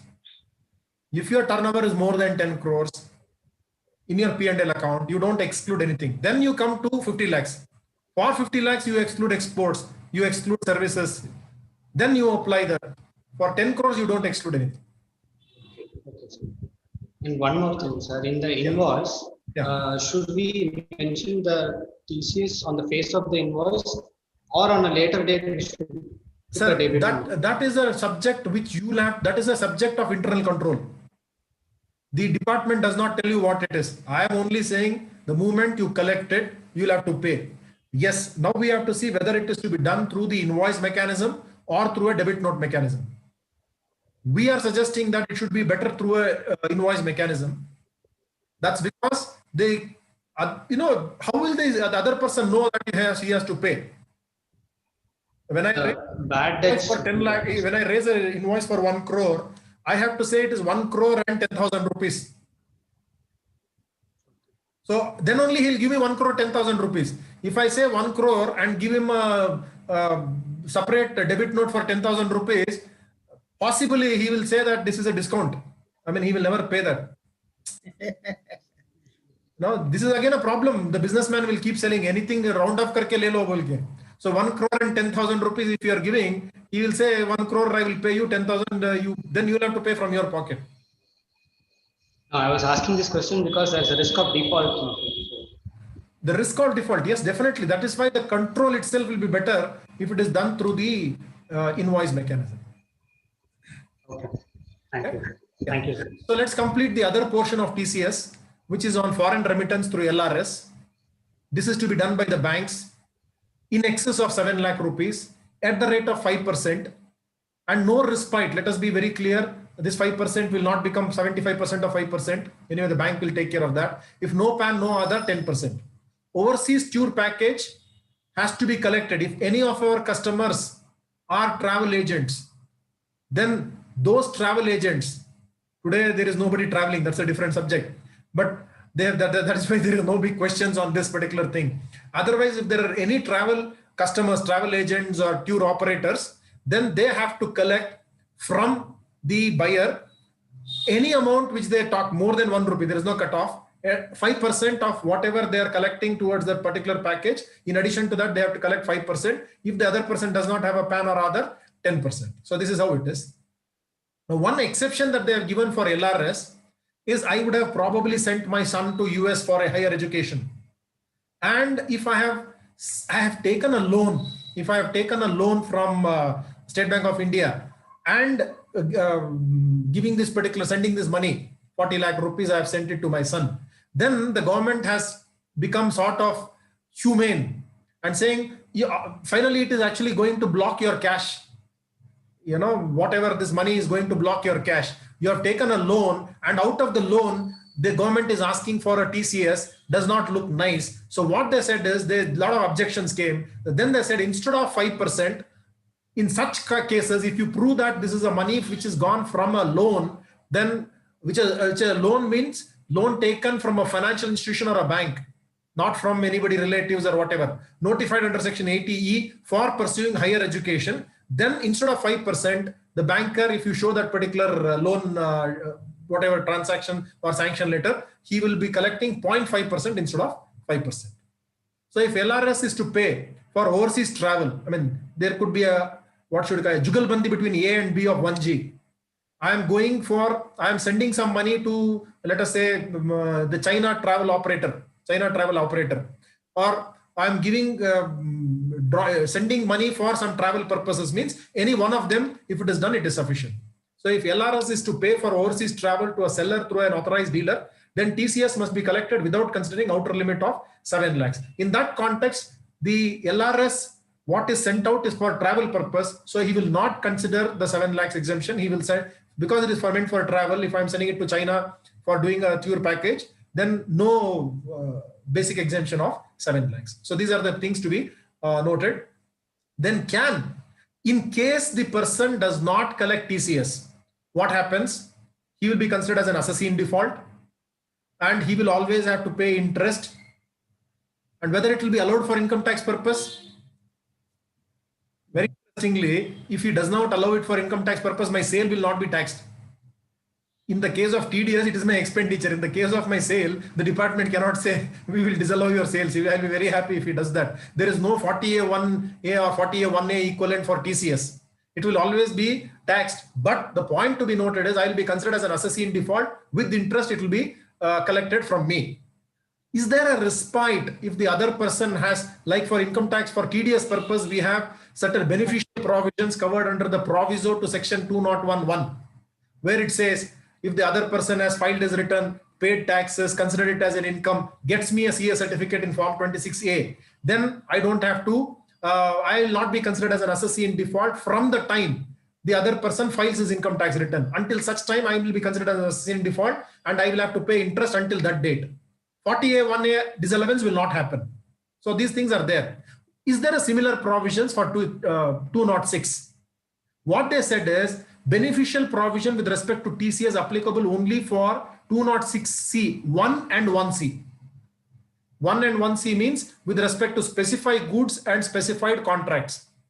For motor vehicle sales and for LRS and for tour package and for sale of goods, there is no respite. Even if the other person has considered it as expenditure, shown everything, then also you will not be considered given a relaxation. So that's noted.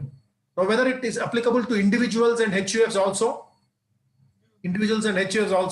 the answer is TCS by individual and HUF only if turnover is more than 100 lakhs and more than 50 lakhs for business and profession respectively, immediately in the preceding, except under 206 1C, 1G, 1H. That means our 1G and 1H, that means again our specified contracts also will be applicable on individuals and HUFs, even if their turnover is less than 100 lakhs or 50 lakhs. So that's a point to be noted. That means sale of goods will not apply, because if his turnover is less than 1 crore means that will not apply.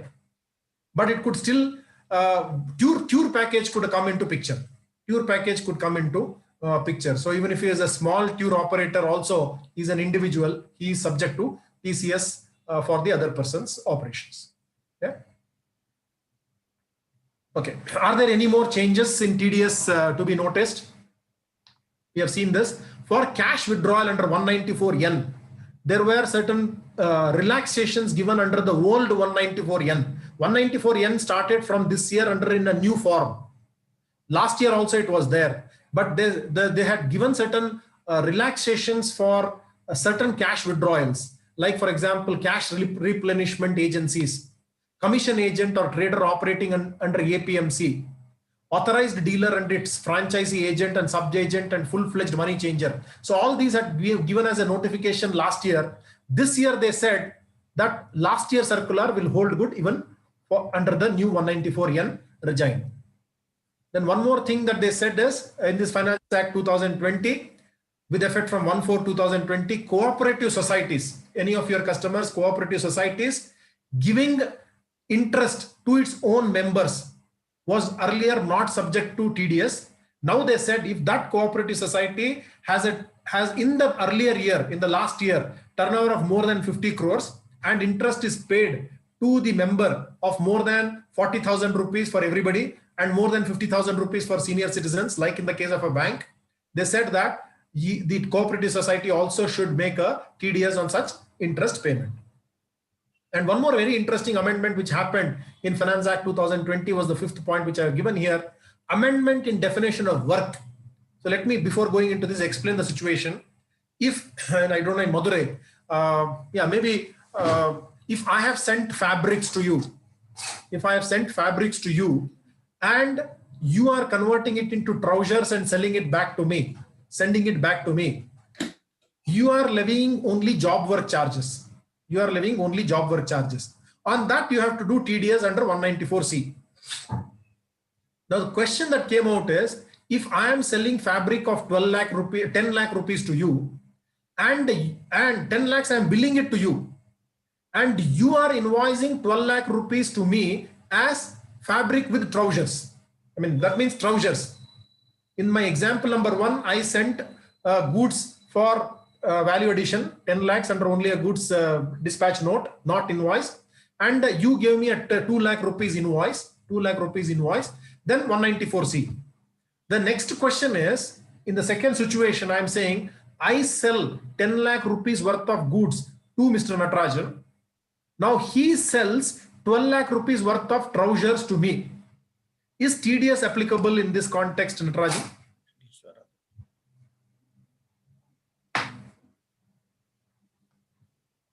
Natarajan or Selva, you can answer this, please. Yeah. It is not applicable. No.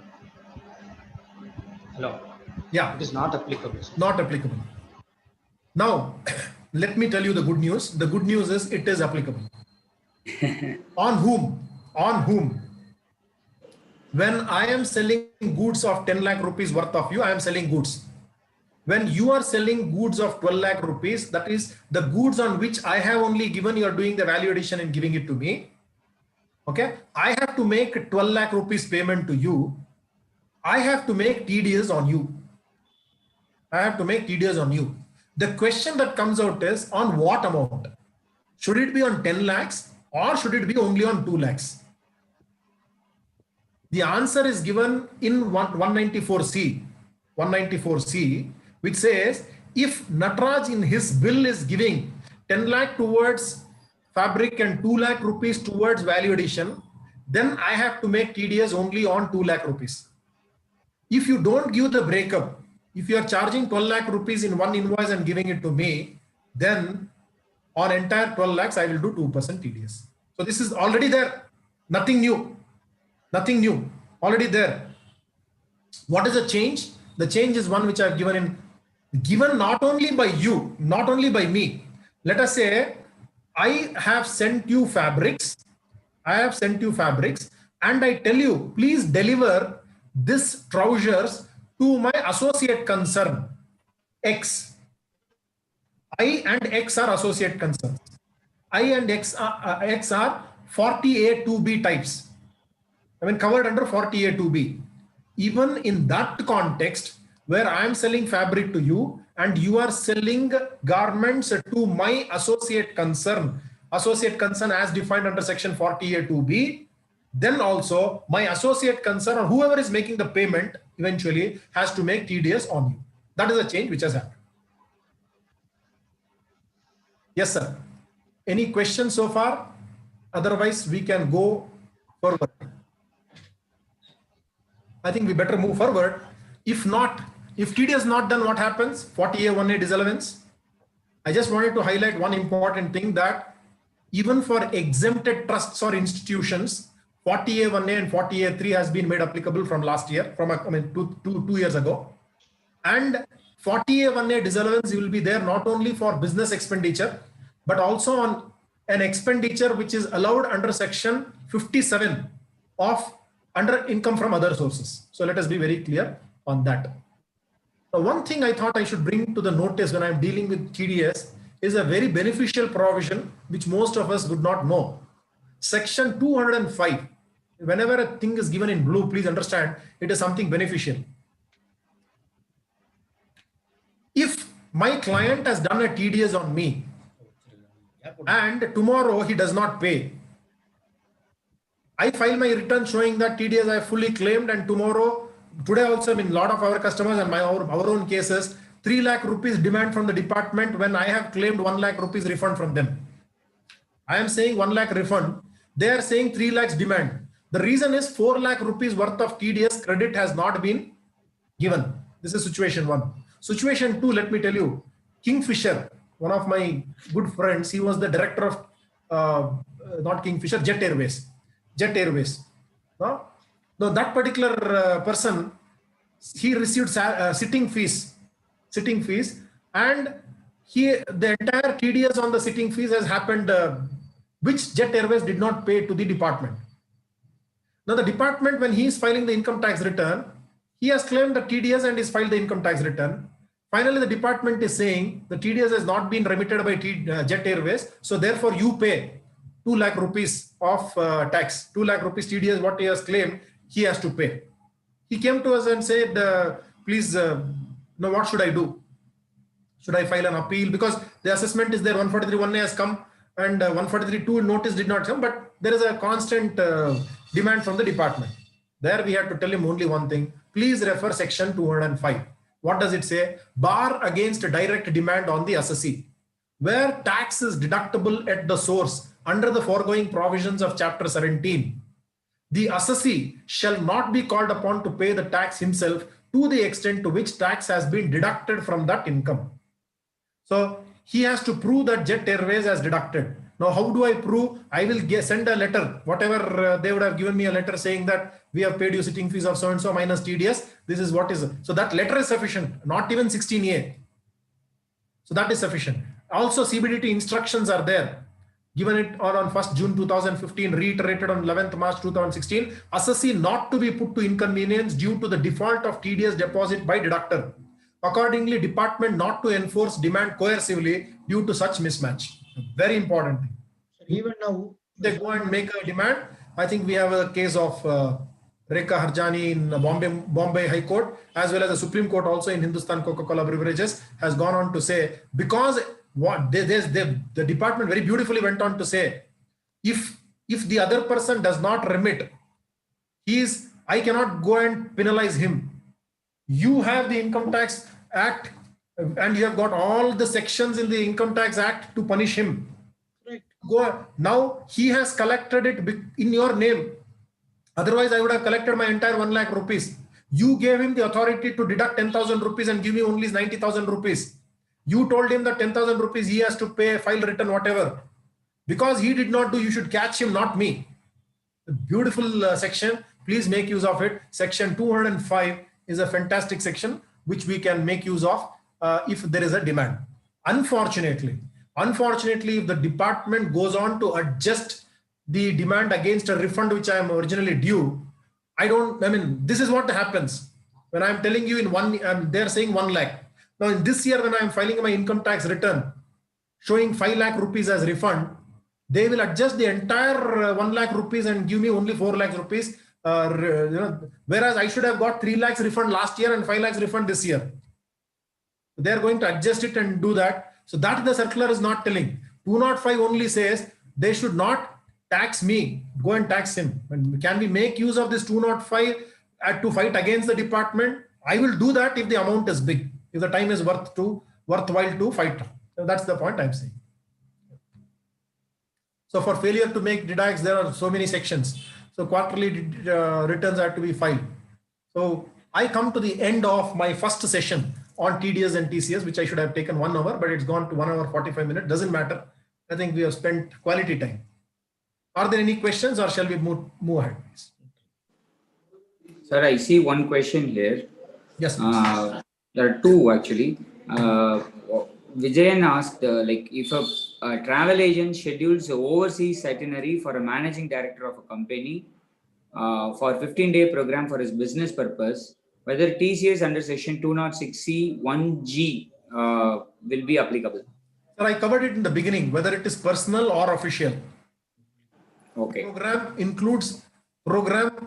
Program does not mean pure private program. We should not understand it that way.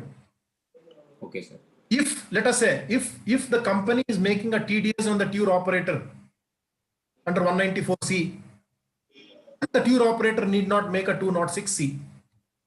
That's the answer to that. Okay. Two supplements I want to make, sir. Yes, sir. Along with Selvaji, please complete. Sorry, complete, Selvaji. Okay, there is one more question from PVR, sir. Whether amended section 194A is applicable to cooperative societies or cooperative banks alone? Sir, 194A is for cooperative societies only. For cooperative banks, they are anyway covered like a bank. Okay. Okay. So they were anyway covered like a bank. So all the provisions of whatever is applicable to a bank. In the case of a cooperative bank, they were anyway required to make TDS. Only for cooperative societies not being a bank, they were given an exemption. Now that exemption continues, but they said that if that particular cooperative society is doing a turnover of more than 50 lakhs in the 50 crores in the previous financial year, then they'll have to comply with the TDS provision. Okay. Sir, two supplements, sir. Yes, Okay. Sir, one is you are talking about 205, sir. So that is very much within cards, but some big agencies have to come together and prevail upon the government to stop adjustment, because as long as the demand is on account of a TDS mismatch or anything, unless it is reflected in 26 days, I will not allow. It's not the correct way, because they have asked somebody else, authorize somebody to deduct, and if that person deducts and doesn't report, this person should not be penalized. This has to be taken collectively by a bigger forum to make the government understand. This is one supplement I want to make, sir. Another what I want to make is, you were talking about a person giving material and getting finished goods. Yes, when he gives material, he bills it as sales. Yeah. When this person returns, he also bills it as sales. Yes, sir. It is not a contract for carrying out any work or for any supply of labor.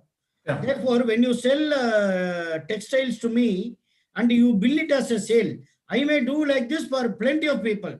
Yeah. When I stitch the material, I will sell to anybody. Like that, I am also selling to you. As long as it is a pure sale, I strongly believe 194C may not be attracted, sir. Sir, while you may believe so, but the act is against the belief, sir. So what I'm saying is, where any sum, that's why I put up this, where any sum is paid or credited for carrying out any work mentioned in clause 4E of explanation. So please refer that particular explanation, where that is very clearly defined, shall be on the invoice value excluding the value of material, if such value is mentioned separately in the invoice. That's what I said. If he is mentioning 10 lakhs and 2 lakhs, then only on 2 lakhs. Sir, Muralidharan sir, I fully agree with you. It is a very difficult task for the auditor to find out, how do I know whether this material has come from X and going back to X? Maybe if it has come from X and going back to X is no problem, sir. I am telling material sent by X given to Y. X and Y are associated concerns. This is what I used to say. This could be an audit challenge for us. But while the audit challenge can be different, the customer, the person who is supplying, sir, the person who is supplying knows this. Also, sir, who should make TDS? Please understand, sir. It is not the garment guy. It is me. Right. I know that the goods have gone from my premises and coming back to my premises, or The goods have gone to my premises and gone to my associates' premises at my behest. So therefore, I am in full know of things. Maybe the auditor does not know, but that does not solve the problem. So that is where it stands different.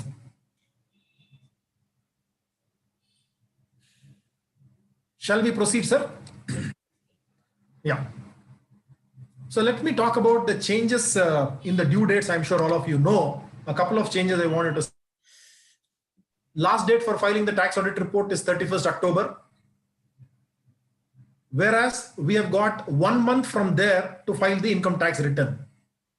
Originally so. I mean, they said that we extend the due date for filing the income tax return up to November.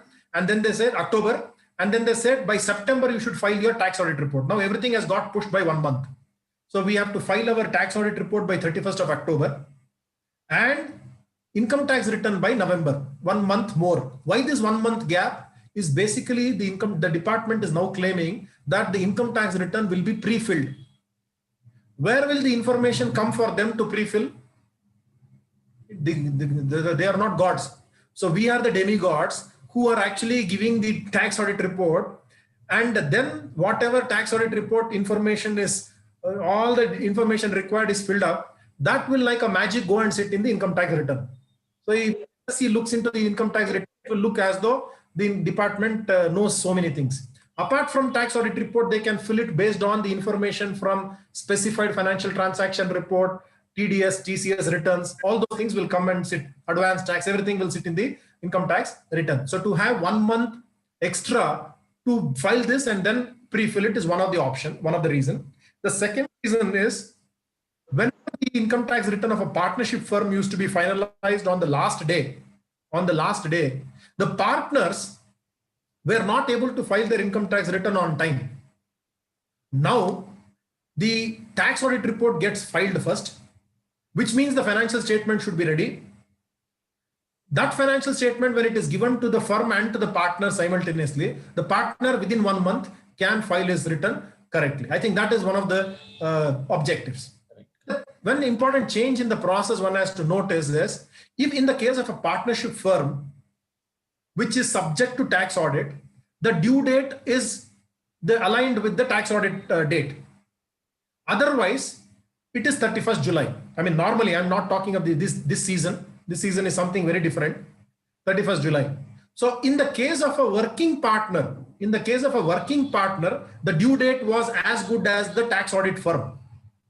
But in the case of other partners who are not working partners, they had to file it by 31st July.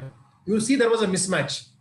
The firm and the working partner, the time was up to 31st of October. But for the partner of the tax audit firm, where he has to fill in the interest received, capital balances, etc. by July. How could you do that? So he was always a default case. So now they said, in the case of not only working partners, but all partners, the due date is the same as the firm's due date, if the firm is subject to tax audit. That's the best thing. Another interesting thing, which I'm sure all of you know, is Section 80 deductions covered under Part B of Chapter 6A, dealing with 80C, 80D, 80D, 80G. Part B deals with expenditure and investment based deductions. All of them you can claim up to the investment done up to 31st July 2020 in financial year 1920. It is an option. You may say that I have completed my 1920, so whatever incurred now, I want to claim it this year only, no problem. But up to 31st July, you have an option to claim it in the financial year 1920 itself. So this is only a point to be noted. As a tax auditor, if something, let us say 80G, somebody has given 1 crore contribution and he wants to claim it in 1920, in my tax audit report, I have to fill in that particular column to say he's eligible for up to 1 crore, 50 lakhs, he is eligible. However, I have to be very clear that that 1 crore should not be given in financial year 2021 also. For one donation, there cannot be 2 exemption between 2 years. So as a tax auditor, I have to immediately make a note of it in some diary, or I have a place where I record For every client, we have one folio. So in that folio, we say that he has already claimed that 1 crore. Otherwise, my next year article or next year assistant, he will say from 1st of April to 31st of March, he has done 1 crore, another 25 lakhs. So 1 crore, 25 lakhs, he will again give. So as an auditor, I am also becoming a party to the crime. So we should be very careful on that particular point is what I wanted to say. The tax audit report, I would try to skip on this point because it's already covered. Additional depreciation, 15% depreciation on motor vehicles. Purchased between, additional 15% depreciation purchased between 23rd of August to 31st of March 2020. So if I bought any car between these two dates, I would be eligible for 30% depreciation and not 15% depreciation. The question that comes out is whether, and also for motor buses, lorries and taxis and cars used for hire, it is 45%. If you look up where is the depreciation schedule told, where is the depreciation rate given? Income tax rule, appendix 1. In income tax rule, appendix 1, the rate of depreciation is given. If you look at the rate of depreciation, all depreciation rates are curtailed at 40%. The only exception is this 45%. Only if I am having motor lorries, motor buses, taxis used for hire, then it will be 45%. Otherwise, everything, computer, books, which were earlier eligible for 60%, 80%, 100% in some cases, it's all now brought down to 40%. The only exception is 45%. So only if the car is purchased between these two dates. The questions that could come out is, next year for this car, for which I have claimed 30%, will it become 15% or will it continue at 30%? Once it enters a 30% block, until that block continues, it will be at 30%. Second question that comes out is, what if I have bought a second-hand car between these two dates? The answer is, even if it is a second-hand car, you are eligible for this higher rate of depreciation because they did not tell new cars. For any car that is purchased, so I will go with that particular answer. Now, I come to the second bit of my session, which deals with the changes.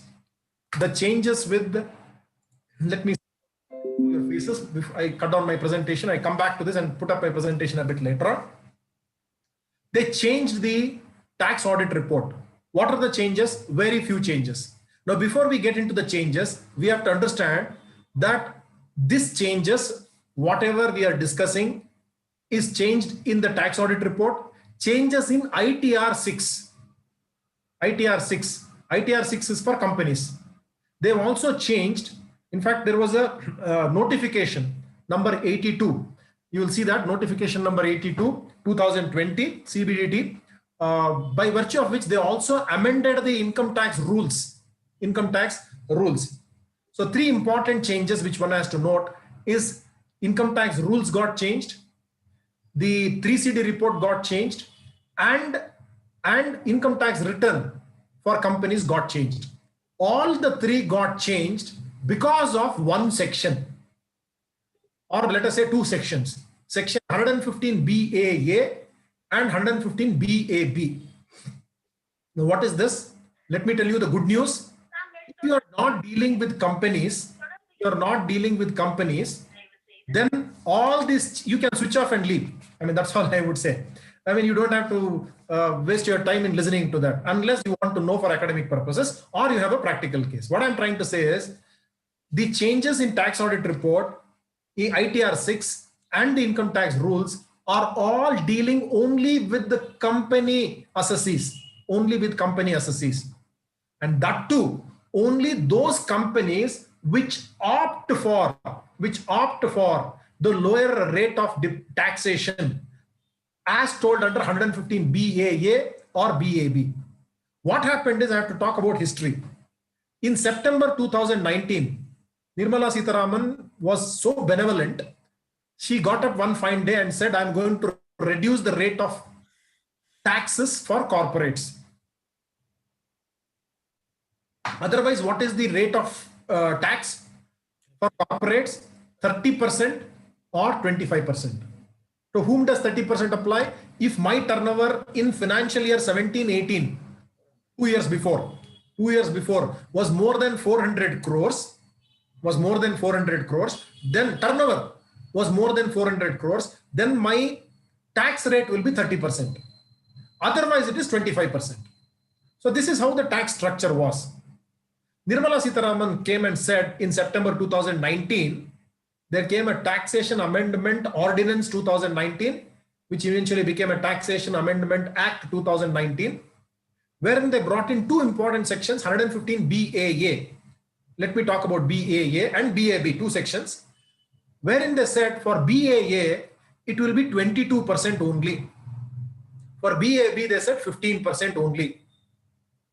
Okay, so instead of 30% and 25%, it will be 22% for most of us, most of the companies, or 15% if you are into manufacture. I will talk about 15% a bit later on. I'll come to 22%. Mostly it is applicable for all of us. 22%. 115 BAA. Then she said, we said, well, definitely we would go to 22%. Why should we pay 25 or 30%? 22%. She also said another good news. Another good news is if you opt for 115 BAA, you don't come under 115 JB. That means you don't have to pay minimum alternative tax also. I said, thank you, auntie, so much. I mean, so nice you are. Then she said, these two things will be goodies for you. I will take away certain benefits. What are the benefits that you will take away?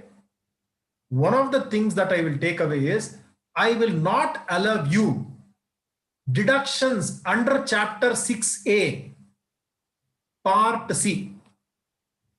For financial year 1920, I will not allow you part C deductions under chapter 6A dealing with section 80H to 80TT. 80H to 80TT except section 80JJAA. So one section which I will allow you under that chapter is 80JJAA dealing with additional deductions for new employment created to the extent of 30% this year, next 2 years. I'll keep 80JJAA a bit aside. Now what I will allow, I will not allow part C of chapter 6A dealing with 80HH to 80T. Part B I will allow. Part B dealing with 80G I will allow. For companies, I'm talking about mostly important companies, 80G is a very important section. Any section that is allowed under part B will be allowed because part CA and part D is not applicable to companies at all. Dealing with 80TTA and 80TTB and 80U, not applicable to companies. So for companies, what is applicable is part B and part C. Part B dealing with 80C to 80G and 80HH to 80T is dealt with in part C, which is not allowed. Except 80JJAA. So that will not be allowed.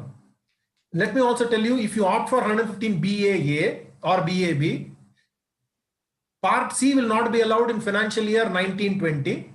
From 2021 onwards, part B also will not be allowed.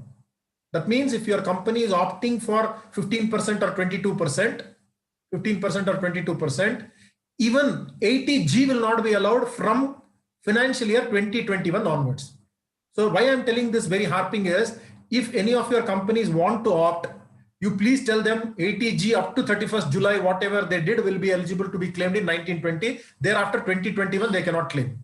So that is one deduction which will not be allowed. Any deductions under chapter 10 will not be allowed, especially SEZ, SEZ types. Third one, additional depreciation.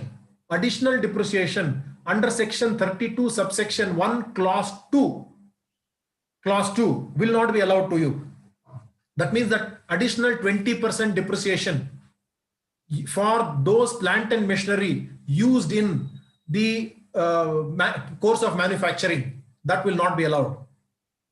And they also went on to say, if there are any unabsorbed depreciation, additional depreciation or unabsorbed losses on account of these three, and they also said section 35 R&D expenditures and weighted average deductions will not be allowed to you. So all unabsorbed depreciation, unabsorbed losses on account of this, you'll have to forego. You'll have to forego. Then they also said, since MAT is not applicable to you, any MAT credit that is available to you also have to be foregone. any MAT credit which is available to you for future set off, next 10 years you could have claimed against the regular taxes. If you want to come under 115 BAA or BAB, you will have to forego the MAT credit. So these are the various takeaways and 2 advantages and many disadvantages. But many disadvantages may not be so many as I told you in every case. Yes. You know, in so many cases we have seen, you know, part C, he has not got any deductions, or he does not have any section 10 deductions, exemptions, and he does not have any additional depreciation. Additional depreciation will park it aside. So therefore, MAT credit becomes a very important thing. This year, it was a big challenge for us in our office to deal whether to forego the MAT credit and come to 115 BAA or to pay more MAT this year. And accumulated MAT of last year and this year can be claimed in next 2 years. You know, that is a challenge which we had to do and work out. So where we said, okay, we don't want to claim 115 BAA, we will continue with 25%, we will pay MAT, but after 2 years, we would like to claim. You are able to go and claim 115 BAA subsequent years also. So that means you can continue with your 25% and 30% rate, continuing with MAT credit, continuing with all your additional depreciation, and say that I will go and claim option for claiming is allowed this year, next year, another 5 years after down, once you feel it is beneficial to you. So this is the change that happened in 115 BAA. BAB is also very similar. Instead of 22%, 15%, but to come under 50, everybody would come to 15%, then why 22%? They said to come under 15%, apart from all the benefits that have been told under 22% and disadvantages, I will tell you, you have to be a manufacturing concern. Manufacturing concern newly established after 1/10/2019 should start your manufacture before 31/3/2023.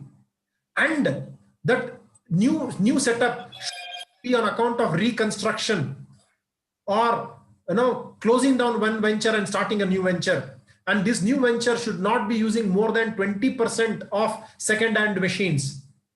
So like that, they put in additional conditions. Now between 15%, you will be under a very, what should I say, you will be lured to shift some of your profit from your associate concern, which is paying 25%, 22% to 15%. They said between associate concerns, if there are any transactions, it should be subject to transfer pricing study by a chartered accountant who should say that these transactions are done at arm's length.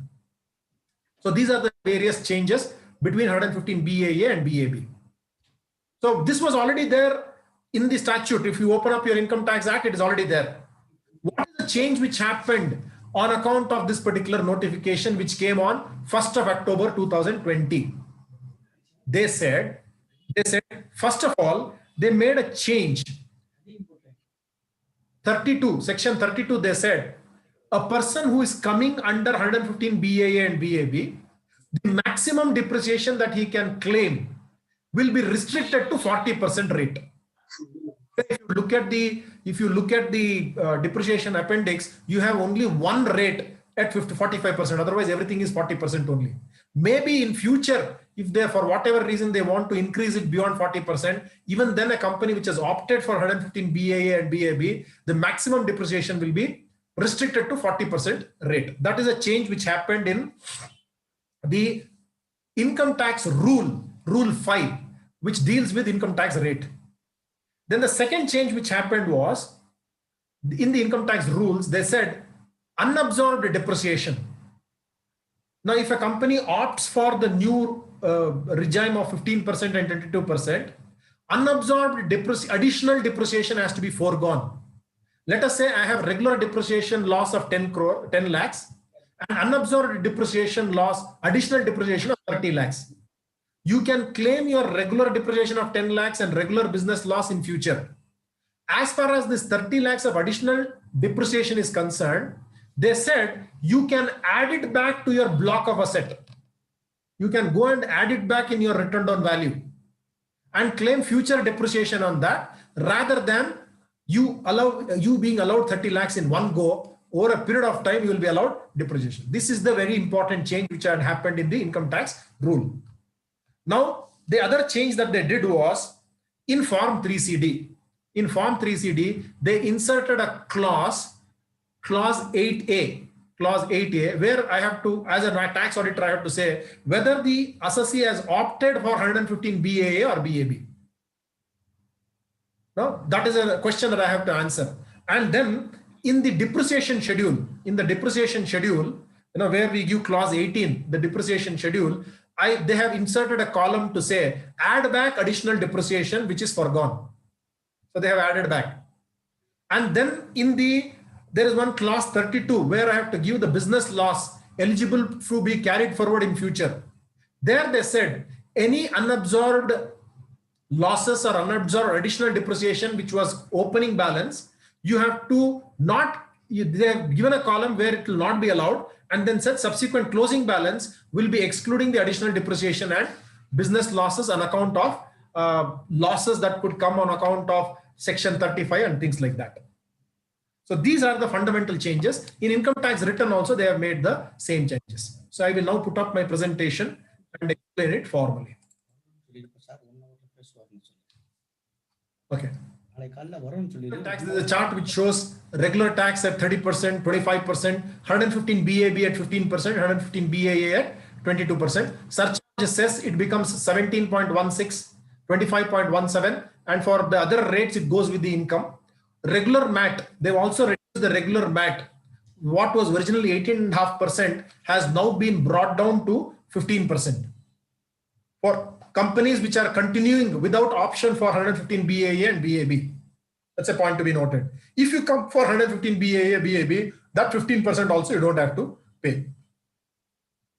So next, what are the additional conditions if you are coming under 115 BAA? What is BAA? 22%. Not eligible for certain specific exemptions and deductions. I've already told you. Profit or investment linked deductions like section 10AA, SEZ, 35 AD, specified business 80HH to 80TT, except section 80JJAA and 80LA. LA is not very important for us. You can read that. Accelerated depreciation. So details wide annexure 1. Companies cannot set off any loss carried forward from the earlier years if it is attributable to deductions referred to in one above. So regular business loss, regular depreciation loss can always be carried forward even if you are coming under 115 BAA and BAB. So what are the things which you cannot carry forward? Such a loss deemed to have been given full effect to, and no further deduction for such loss shall be allowed in any subsequent year. No carry forward of unabsorbed additional depreciation. Now the issue that can come out is we have one additional unabsorbed depreciation. How much of that unabsorbed depreciation is on account of additional depreciation and regular depreciation becomes a challenge. When it is like saying, I have got half glass of water. Maybe this is additional depreciation. Now what I did was regular depreciation I added to this. It became full glass. Then I will tell you, remove the first half glass of water.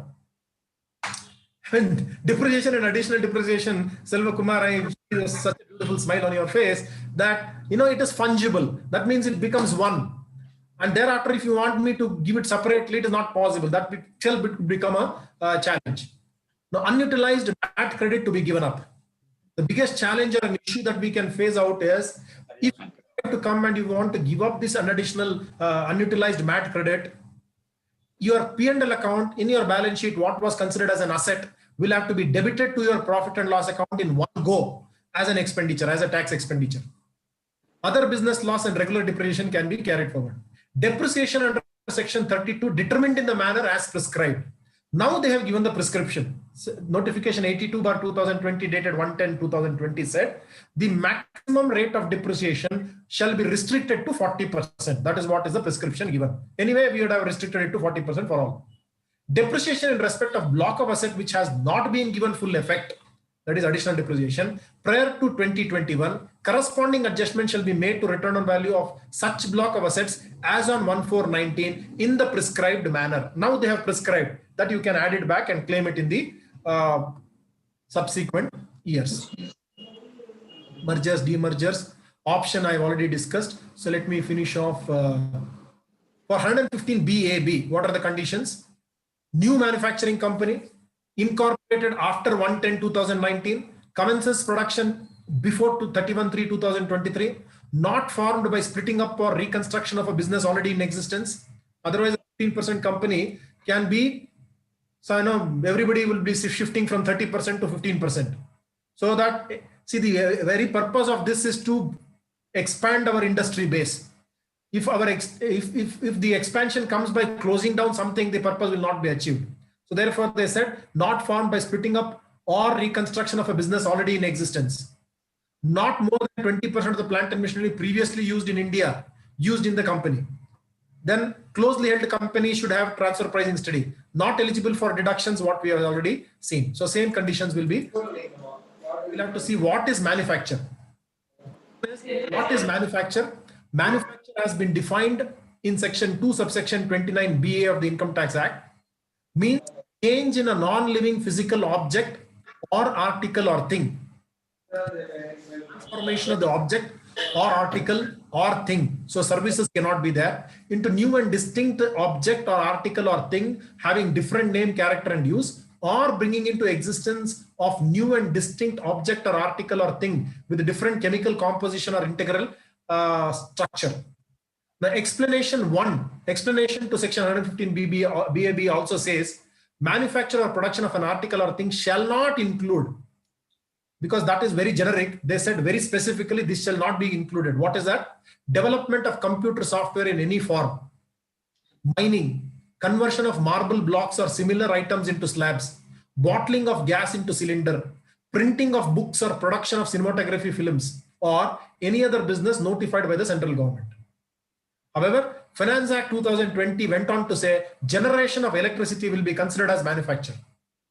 The issue that I have placed before you is, can a builder who constructs flats and constructs commercial complexes be considered as a manufacturer?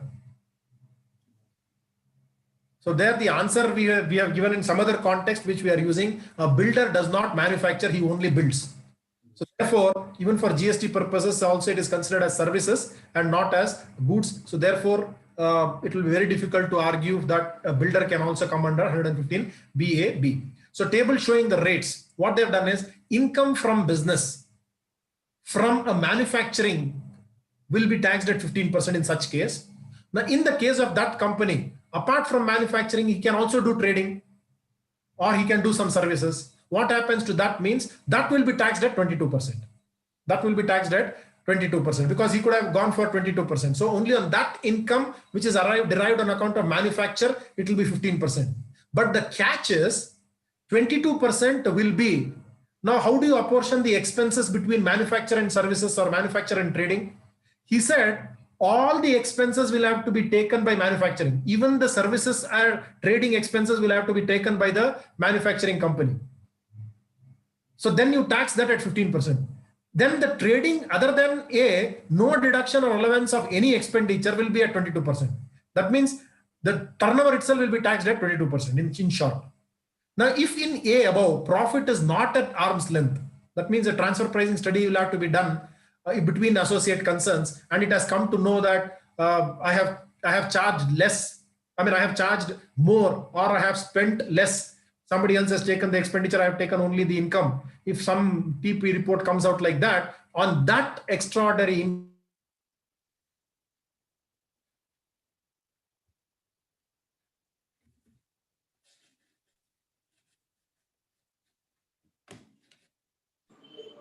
income, I will have to pay 30% tax. This we have seen. Options we have discussed. Yeah, this is a circular I would like to talk about. CBDT notification number 82/2020 amended rules. Rule 5, Form 3CD, Form 3CB, ITR changes. Rule 5, 115 BAA, BAB. BA was already there. BAC and BAD will be for next year. I will not talk about it. Regular depreciation under 32(1) Clause 2 restricted to 40%. Otherwise also it is 40% as I already told, except for motor vehicles which are taken on hire, 45%. Unabsorbed additional depreciation under section 32(1) Clause 2A not claimable added to returned on value. And they have brought in Rule 21AF. In fact, a person who is opting for 115 BAA or BAB has to file a Form 10ID or 10I. IC or 10(1)C and 1D before filing the income tax return. Now the challenge will be he has to exercise that option before filing the income tax return. Now, how will I, as a tax auditor, give in my tax audit report whether the assessee is opting for 115 BAA or BAB? So there, let us come to that. I will explain how it should be dealt with. Form 3CD went on to say clause 8A inserted whether opted under section. So let's see this clause 8A. Clause 8, we have to see indicate the relevant clause of 44AB under which audit has been conducted.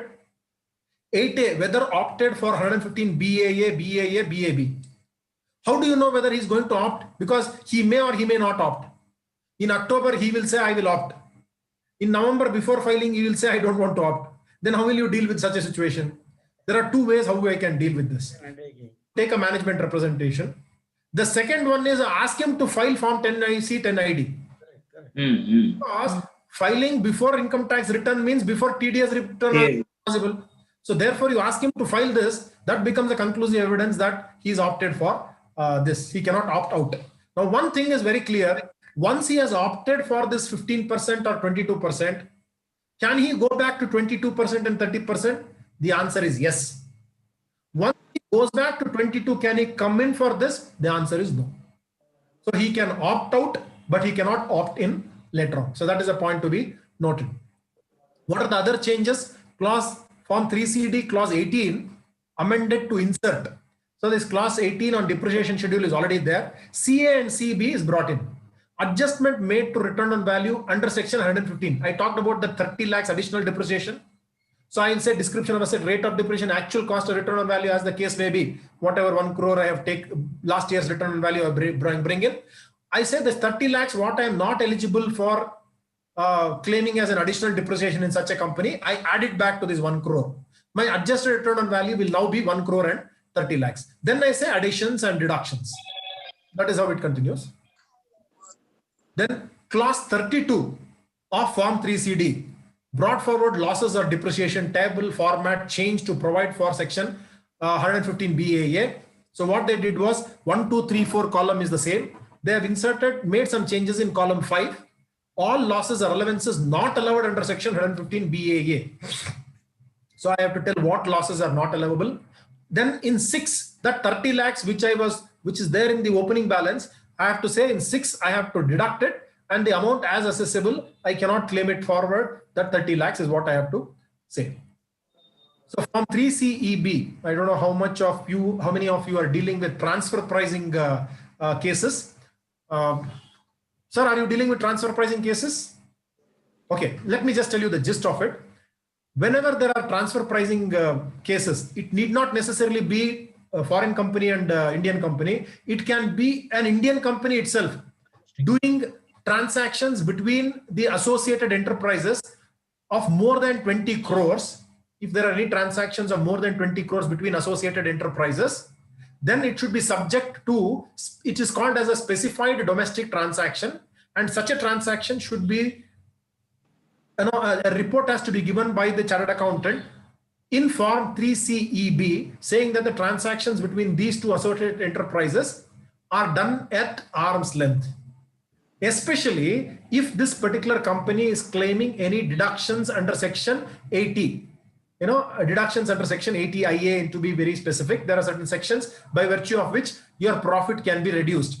Therefore, are you shifting your profit from one company to another company by virtue of which your profits are reduced?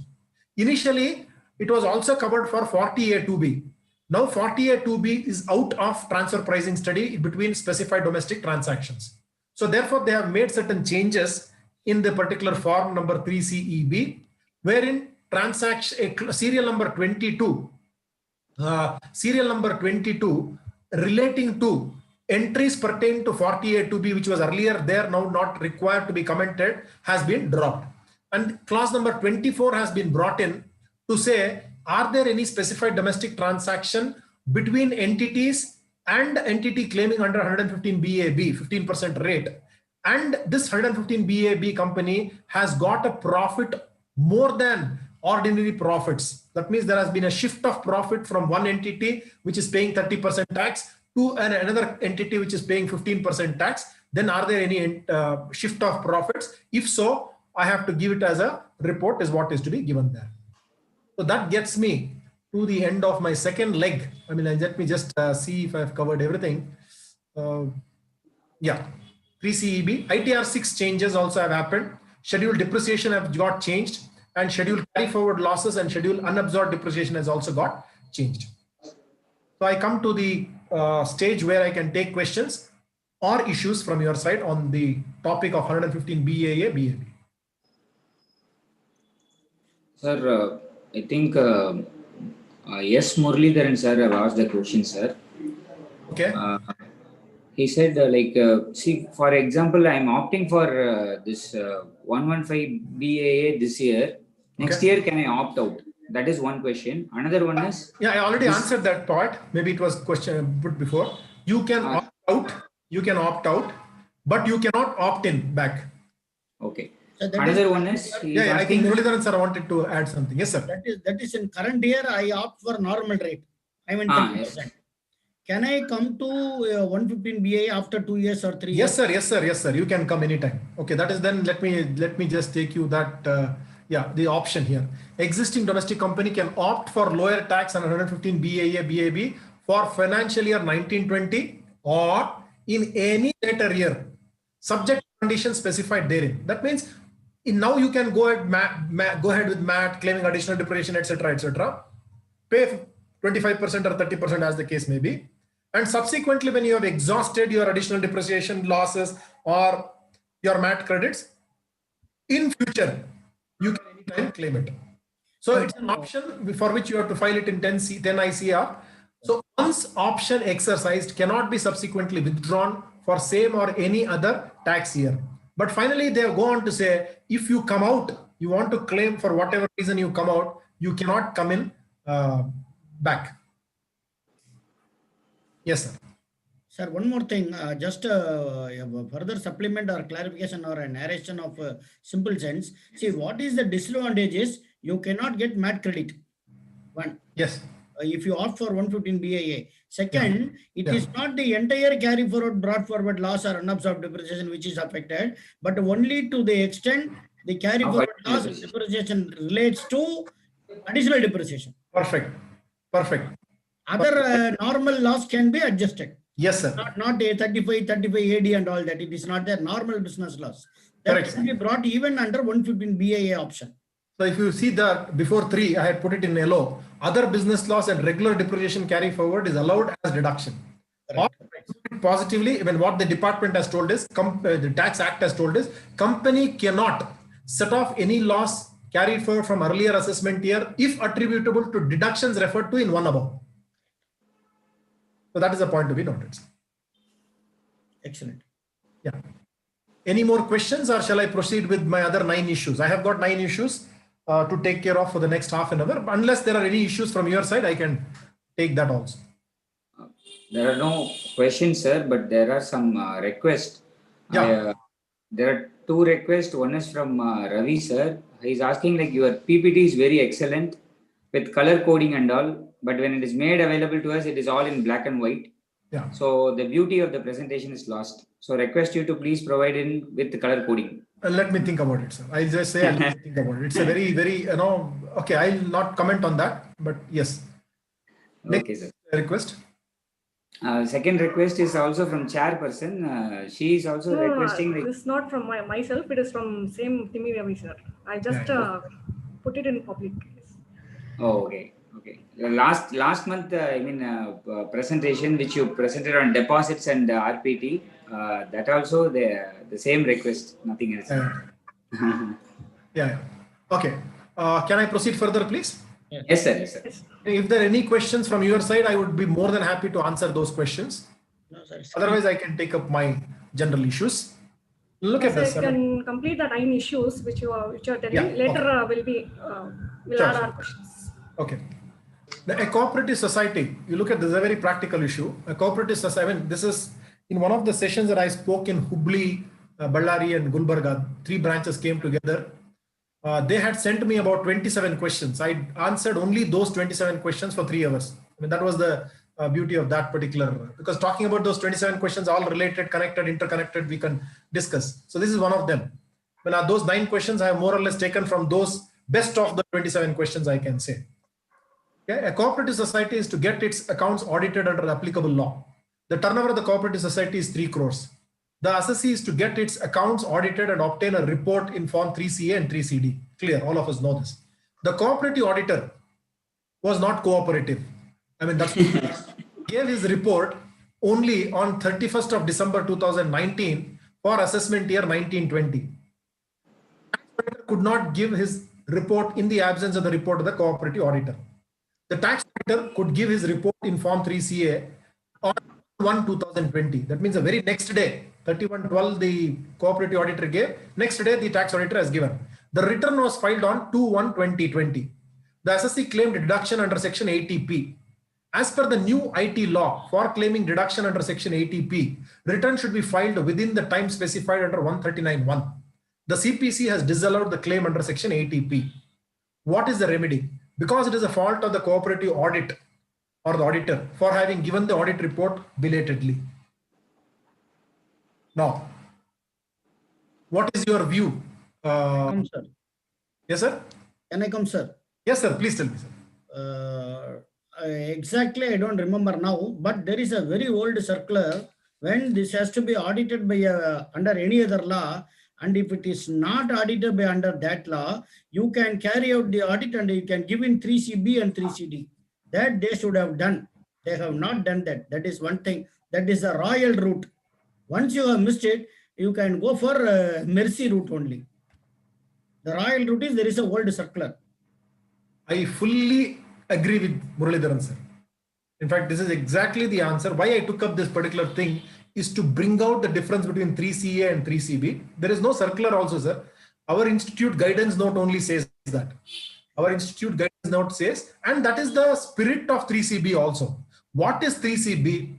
What is 3CA? 3CA is a covering letter to the audit report. 3CB is an audit report. 3CA is a covering letter to the audit report on the financials which have already been carried out by me or by somebody else. That means if the audit of the financial statements has already happened and the audit report is available to the tax auditor, then he will place 3CA and give a 3CD. If the audit report on the financial statement is not made available, is not given, is not required under any act, or required under any act but is not made available before the due date, this is my explanation, then he shall proceed by giving it in 3CB. So 3CB, as a tax auditor, I can go ahead and do my audit of financial statements and comment on the true and fairness of the financial statements. 3CB has got 5 clauses, 3CA has got only 3 clauses. I mean, if you see the difference between 3CA and 3CB, 3CA has got 3 clauses only. First is referring to the financial statements and who has done the audit. Second is the observations relating to 3CD. The observations required to be furnished are given in 3CD, the various details.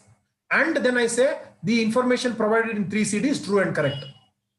Whereas in 3CB, 1, 4 and 5 are the same. 1 is who I have done the audit, because I cannot say somebody else has done the audit. Then 4 and 5 is replica of 2 and 3. 2 and 3 in 3CA. Clause 2 and clause 3. Clause 2 and clause 3 refers to financial statements. Clause 2 says the financial statements are audited and is an agreement with the books of accounts. And clause 3 says the financial statements are true and fair subject to the following observations. So the various, what should I say, the various qualifications which I give in the main audit report, if it were to be audited, would now be in 3CB given under clause 3 of 3CB. So as Muralidharan sir rightly said, that whatever the situation, if the audit report is already conducted and audit report is given to me by the cooperative auditor, I would be more than happy to place that and finish it off.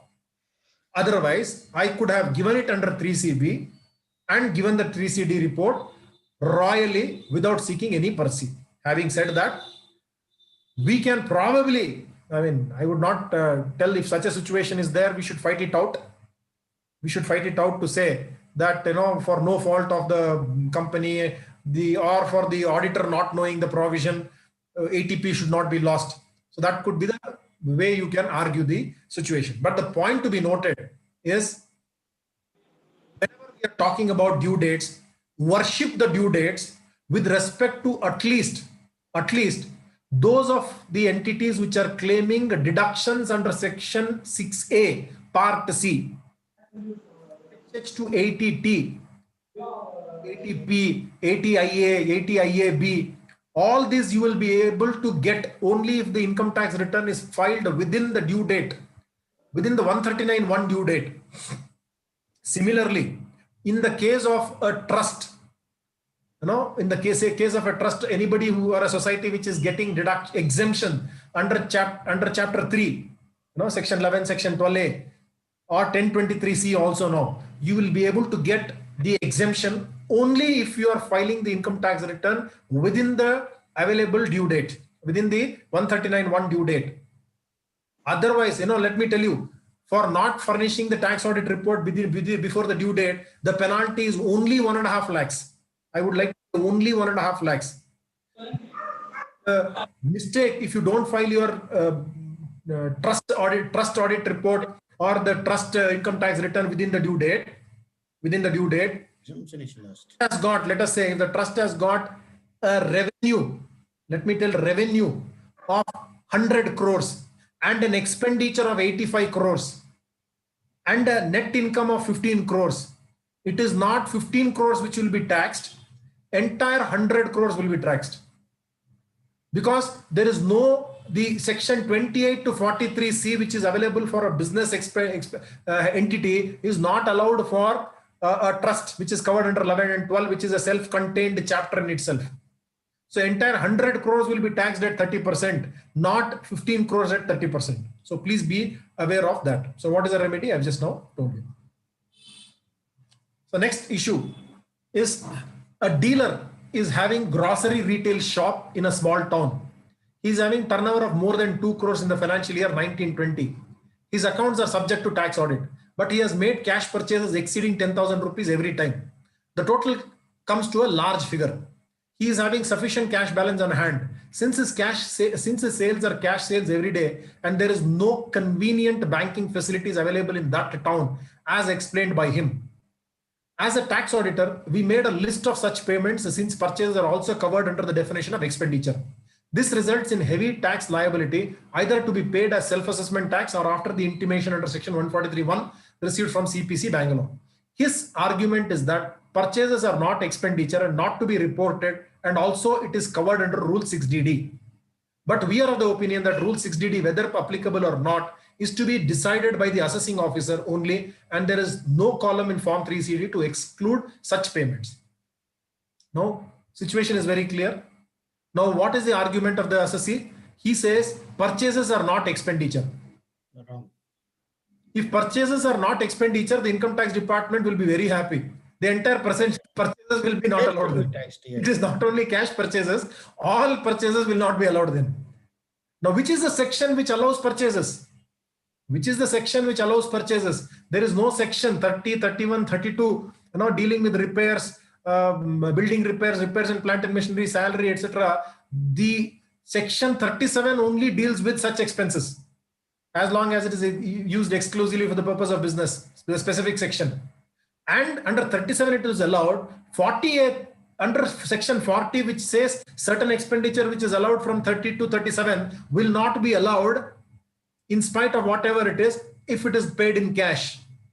So expenditure which is allowed will not be allowed under 40A3 if it is paid in cash for more than 10,000 rupees per person per day. So that is the answer. So not to be reported, and also it is covered under Rule 6DD. What is covered under Rule 6DD? Rule 6DD, every expenditure, if it is covered, it is good. It is not like that. Only few exceptions are covered under, entire purchases is not covered under Rule 6DD. But we are of the opinion that Rule 6DD, whether applicable or not, is to be decided by assessing officer. That is not correct. The chartered accountant who is dealing with the case, he sees 48 read with Rule 6DD. If Rule 6DD permits me, then I don't have to give it as a observation in my audit report.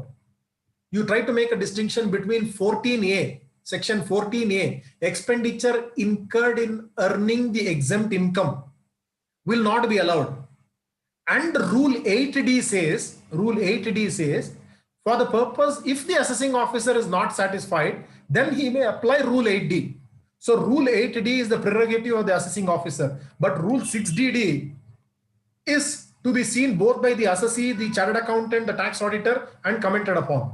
So that's a point to be noted. So for a moment, what is rule 6DD? Rule 6DD, when payments made beyond 10,000 rupees all per person per day will also be allowed if A to L conditions are complied with. Rule 6DD has got amended to include reference of rule 6ABBA. They brought in rule 6ABBA on 29th of January 2020 with retrospective effect from 1st September 2019. Now what does it say? Insertion of new rule 6ABBA. They said in the Income Tax Act, they talk about only three: account paid check, account paid draft, electronic clearing system of the bank. What if it is done through a debit card, credit card, UPI? It was never there. From 1st September 2019, in the Finance Act 2019, they inserted account paid check, account paid draft, electronic clearing system, or such other electronic modes as may be prescribed.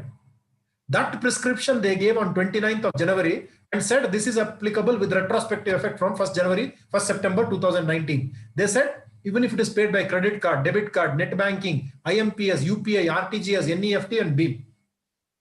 So that came in only from, so these are the permitted modes. So this is not only for 40A3, this is also for section 13A, dealing with exempted income in the hands of a political party with respect to contributions received of more than 2,000 rupees if it is received in 3+8 modes now. 35AD, specified businesses. 40A, we just now saw. 43 also we saw. 40A3, that is the cost, definition of cost. Section 43CA and 50C. 50C is for whenever I'm selling an asset, when I'm selling a capital asset, immovable property, the sale value should be at minimum the guidance value. If it is less than the guidance value will be considered as the sale value. That is 50C. 43CA is the same as 50C for a immovable property, land and building being a traded item, being other than capital asset for a builder. So 50C and 43CA, 56.2.10, if I am selling 1 crore worth of property to Selva Kumar at 70 lakhs, then I have to show sale value as 1 crore under 50C if I am dealing it as a capital asset. If I am dealing it as a site, I mean, let us say I am a dealer in sites, business of sites, then under 43CA, my profit and loss account should be credited with 1 crore rupees. Now, as far as Selva Kumar is concerned, 30 lakh rupees, 70 lakhs is what he is getting. So he's paying 70 lakhs and getting 1 crore worth of property. 30 lakhs is inadequate consideration. So Mr. Selva Kumar will be taxed under 56.2.10 on this 30 lakh rupees. However, what is then this got to do with all this? If I had entered into a transaction with Selva Kumar 4 years ago, when the guidance value was 70 lakhs, we have an agreement already, and Mr. Selva Kumar has paid me an advance or a portion of the sale consideration in any one of these 3+8 forms, then we can go back to 70 lakhs as the guidance value. So that is the significance of that. 44AD, 8%, 6%. For 6% application, you can see this. 80JJAA. So let me tell you a very important section, 80JJAA. If I am employing any new employees during this year, the salary that I pay to all employees plus the new employees, I can claim it as a debit to my profit and loss account and claim it. In addition, the salaries that I pay to the new employees, I can claim a double deduction, second deduction by virtue of 80JJAA to the extent of 30% this year, next year, and year after that. 30 this year plus next 2 years, subject to certain conditions. What are the conditions? Condition number 1, all of them should be new. they should be net new. That means I added 10 employees, 6 of them left. That means only 4 of them were new. Only for 4 employees I can claim. I added 10, 12 of them left. That means no deduction under 80JJAA. Let us say for the new employees that I've added 10 lakh rupees is the total employees and none of them left. So total salaries that I paid for all my employees is 60 lakhs, 10 lakhs for the new employees. So 60 lakhs I can debit to my profit and loss account. 10 lakhs ka 30% is 3 lakhs I can claim additional this year, next year, year after that. Condition number 1, net new employees. Condition number 2, all of them should be paid in permitted modes.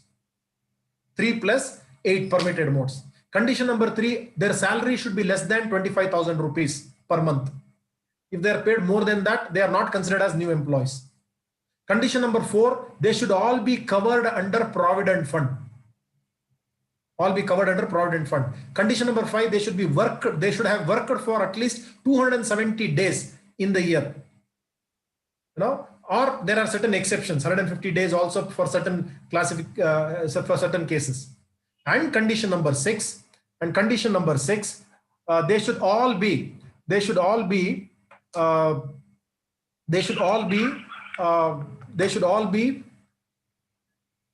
all these conditions have been complied with Bolke. There should be a CA certificate given by the chartered accountant. So why did I bring this 80JJAA? A very important section. One very interesting catch is, unfortunately, this is available for every business entity which is subject to tax audit.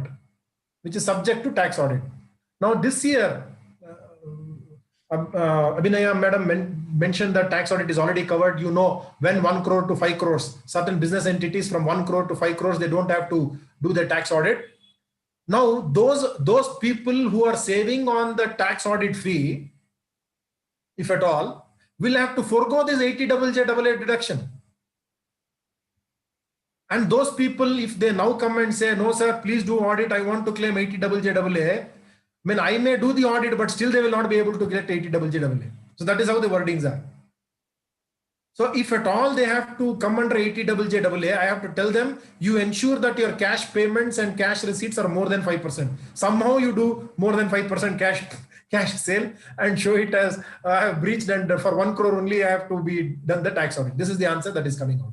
So 269 SS, 269 ST, 269T, all of us know.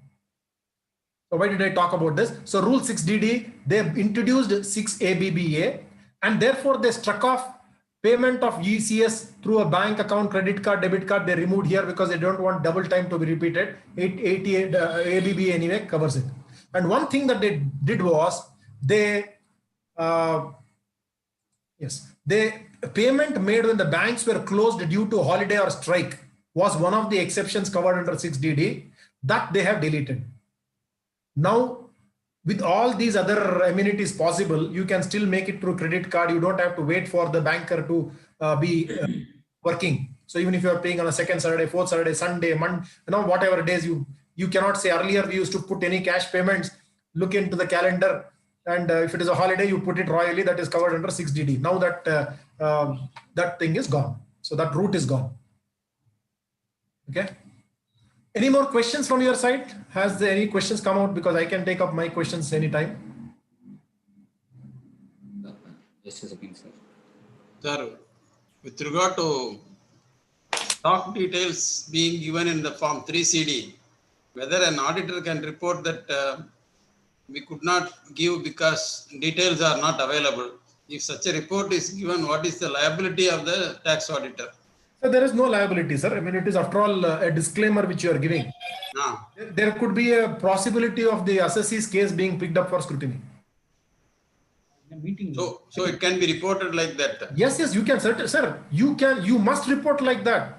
If the fact is that he does not give you a stock statement or a stock records are not maintained and you are silent on that, then the auditor is wrong. If the stocks records are not maintained, normally what we say is stock records on a daily basis is not maintained. However, in the year end, the stocks have been listed out, and the stocks have been physically verified and valued as required under the ICDS. So our stocks are as based on the year end stock records. So that much we say, but day-to-day stock records are not maintained. But even if that is also not given and not done, then it becomes a serious issue. Thank you, sir. Thank you. Sir, there is one question actually on 80JJA. Yeah. Like if an employee is employed for less than a specified days in the previous year and continue to be employed in the next year, then he can be claimed as a new employee next year.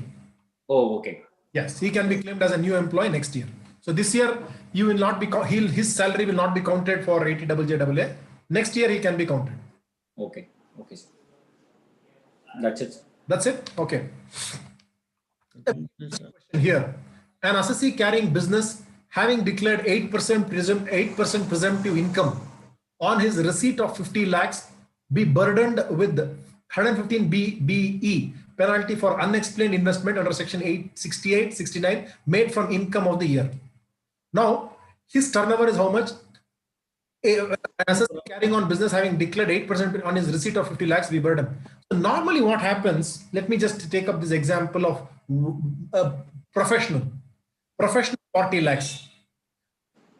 Professional who is having anything less than 50 lakhs shall show 50% as profit under 44 ADA, otherwise get himself audited. Now in the case of doctors, they visit some consultation, they don't have any expenses. So 45 lakhs as their turnover. And they come and say 50% now. So 22.5 lakhs you compute, will pay taxes. But if you see what is for the balance 22.5 lakhs, there is no expenditure at all.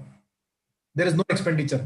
On the other hand, he has gone and repaid his car loan, housing loan, using this profit. Now, if you drop a computation, if you drop a statement of account, his last year capital was 3 crores. This year capital is 3 crore and 40 lakhs. At most, he may have some 2.5 lakhs expenditure or 5 lakhs expenditure. Now, in such context, although the section says 8%, 50%, we have to tell them that 8% and 50% or such other higher amount as may be claimed by the assessee. It is the minimum. You pay the taxes at minimum, and the difference if you enjoy, section 44 AB, AD and ADA says notwithstanding anything contained in 28 to 43C. Tell him, show him 68, 69, 69A, B, C for all of them, which is no exemption.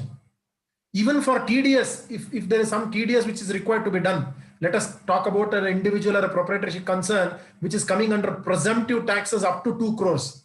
Up to 2 crores. 28 to 43. So 40A, 1A, no disallowance.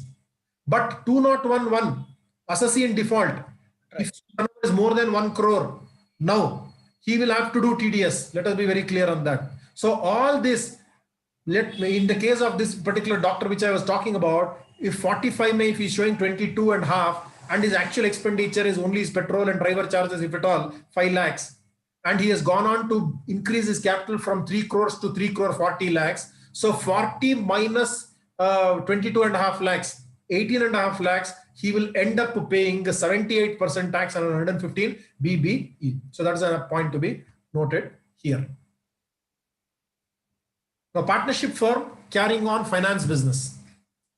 A partnership firm is into the business of financing, and the total collections from interest amounts to rupees 20 lakhs. The firm is declaring profit below 8%, whether the firm is liable for audit under section 44AB of the Income Tax Act. First of all, we have to understand whether this is interest income, whether interest income should be considered as a business income or from income from other sources. Business. If we conclude that it is a business, if he's in the business, that could be a challenge, and we'll have to fight out that. When there could be again renting itself is a business. Renting itself is a business, then it need not come under income from house property. I always have a problem with income from house property. Whenever I put commercial complex as income from house property, the landlord will say it is not a house, it is a commercial property. So therefore, it's always a business volcano. I mean, that's another way of arguing things. I'm just putting it by the way. It should have been income from property.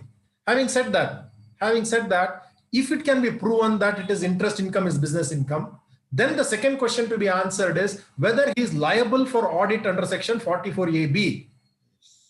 if he is showing less than 8%. If he is showing less than 8%. The answer is very interesting. If you look at 44 AD bracket 5, it says if the assessee, 44 AD only says an assessee who is coming under, if you say here, I think I just finished here. Yeah. Notwithstanding anything to the contrary contained in 28 to 43, he will come here. It is not telling that every person should come here. Whereas 44 AD bracket 4 goes on to say, where an eligible assessee declares profit for any previous year in accordance with the provisions of AD, 44 AD, and he declares profit of 5 assessment years. Now, if a person who is already coming under this has to come under this for 5 years, he doesn't have an option. If he has not chosen to come under 44 AD, then nobody can compel him to come under 44 AD. So that is the answer that I am going to say. Whereas 44 ADA for professionals with less than 50 lakhs shall come under 44 ADA. In the case of a business for less than 1 crore, he has the option of never coming into 44 AD. He can maintain books of accounts and say 40A, 1A I will do and all those stuff and continue to be under the regular route without. The moment he crosses 1 crore up to 2 crores, he will not come under class E. He will go under class A of 44 AB, which means more than 1 crore he should get himself audited. So only for 44 A, B bracket E, up to 2 crores exemption, up to 2 crores turnover, he need not audit if he shows 8% or 6% profit. So that is the answer to this. Sir, one small difference of view, sir. Yes, sir. The 44 AD section, opening part, as you said, not withstand anything contrary contained. Yeah. It says an eligible assessee carrying on an eligible business, 8% or such other sum claimed to have been earned by the assessee shall be deemed to be the income. It is not a question of choice, it is compulsion. The word used is shall in the opening part, sir. Sir, if you see 44 AD bracket 5, can you read bracket 5, sir? Yes, bracket 5. Yeah. No, sorry, bracket 4. Bracket 4. Where an eligibility declares profit for any previous year in accordance with the provisions of this section, and he declares profit for any of So let us now talk about this, sir. Where an eligible assessee declares profit for any previous in accordance with the profit. So 8% I declared in the first year. No, that's what we are saying. If we are saying that in the first year, you did not opt for this. There is no choice given, sir. Income shall be deemed. That is a section. Section doesn't give exemption to anybody. If you are in eligible business, and if sir, this is a different view. I'm not forcing the view because alternative view is possible. No, we also interpreted this class subsection 4 and 5 even earlier. And one of our senior members from Madurai, after I got down from the podium, he came close to me and asked, Murali, where it is mentioned. Okay. So that I hold that senior in high esteem, and that is the reason I'm saying. That's where I understood that the section says it is shall, it is compelling, there is no way out. This is one point, sir. And again, what 4 says is, first year I opt 8%, second year I am ready for 44 AB because my accounts are pakka. First year my accounts are not pakka, so I offer 8%. Next year I want to come. That is only not permitted according to subsection 4. So while, I mean, as you rightly said, there are another view possible. Correct, sir. Taking this view, and we are not subjecting anybody to audit, and so far we have been successful. That is how I would put it that way. Yes, sir. Yes, sir. Yes, sir. Okay. Issue number 5. Banks have extended more. I think we are already at 8 o'clock, so I would like to close it in 3 minutes. Banks have extended moratorium to all borrowers due to COVID. Should deferment of interest attract disallowance under 43B? Interest has accrued but has not fallen due as per the terms within the bank. What would be the impact of 43B of the Income Tax Act on the said transaction? Sir, this is allowed only on payment basis, whether it is COVID, deferment, moratorium, whatever. If it is not paid, it will not be allowed. So that's the answer to be noted. Now, in the case of partnership firm, the partner is an immovable property. I think it will take more time to explain, so I'll skip this. 3 will come. Yeah. In the case of employees' contribution to Provident Fund under Section 36, very important for employees' contribution. We as tax auditors don't have an option but to give the dates and give the facts of the case. Point number 1. Point number 2, the CPC will definitely disallow the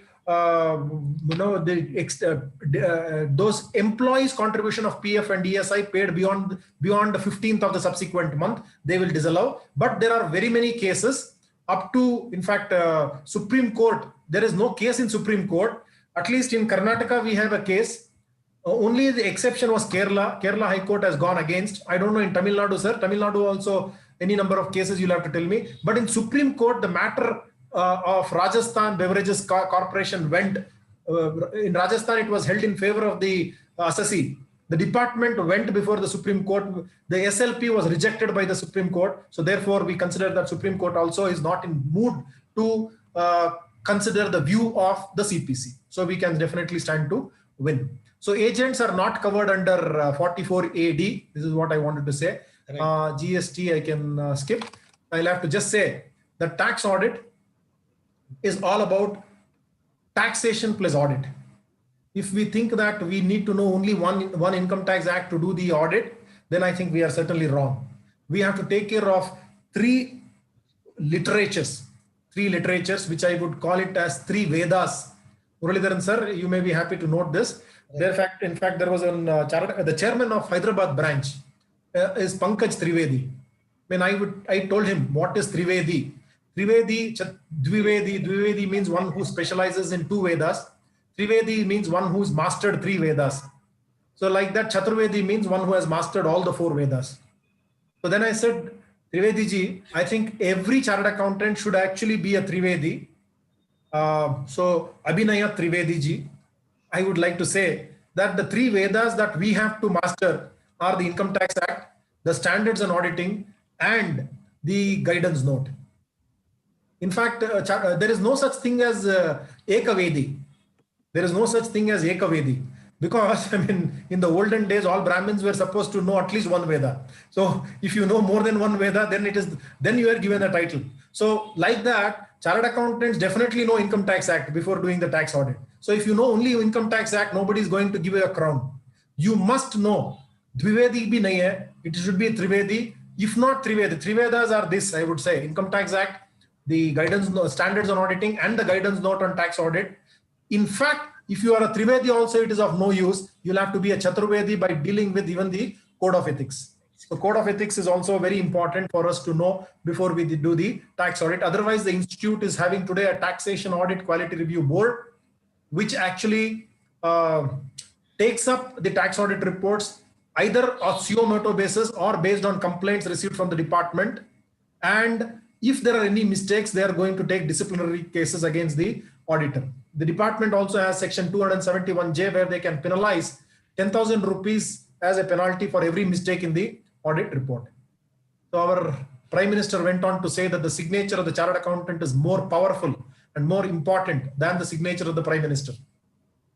So while this was told, a lot of people felt very happy. But what he meant was, you better be responsible. Now that's the point he was trying to say.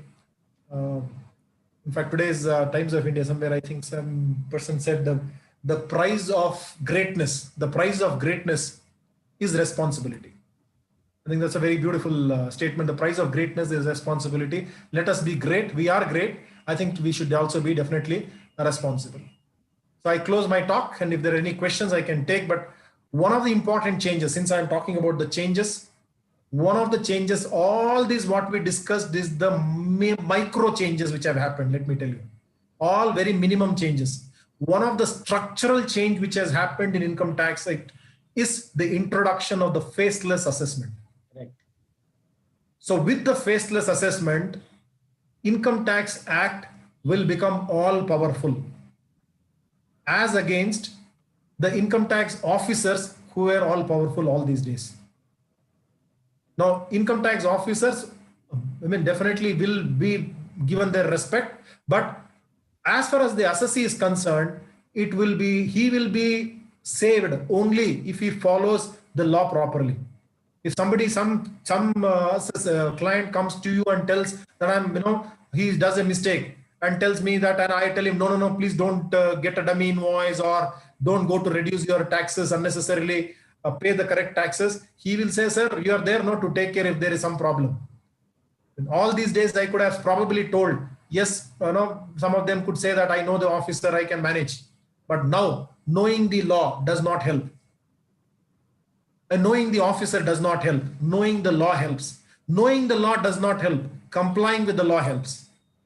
So my job as a chartered accountant is to know the law and ensure that the law is properly reached out to the client.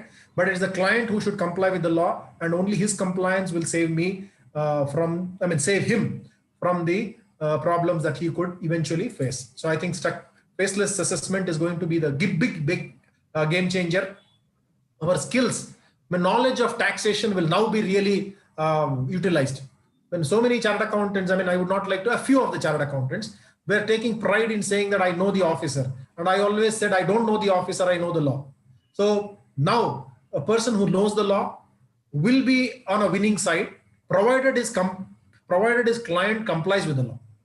Now, both the things are important. So knowing the officer will certainly not help. Knowing the law and complying the law helps. So with these words, if there are any questions, I can take up. Otherwise, we can call it night. Excellent presentation, sir. You have now beaten your record, sir. Your every performance is reaching greater heights. Thank you. Thank you. Congratulations. All the very best, sir. Excellent. Thanks. If any query has been left out, Selva. No queries. First of all, thank you, sir. Thank you very much for enlightening us with your presentation. It was really wonderful, sir.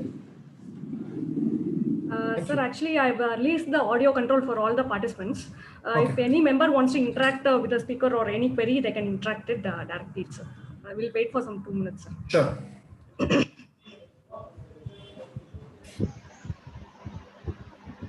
Hello. Yes, sir. Sir, good evening. I am Raj Rajeshwaran.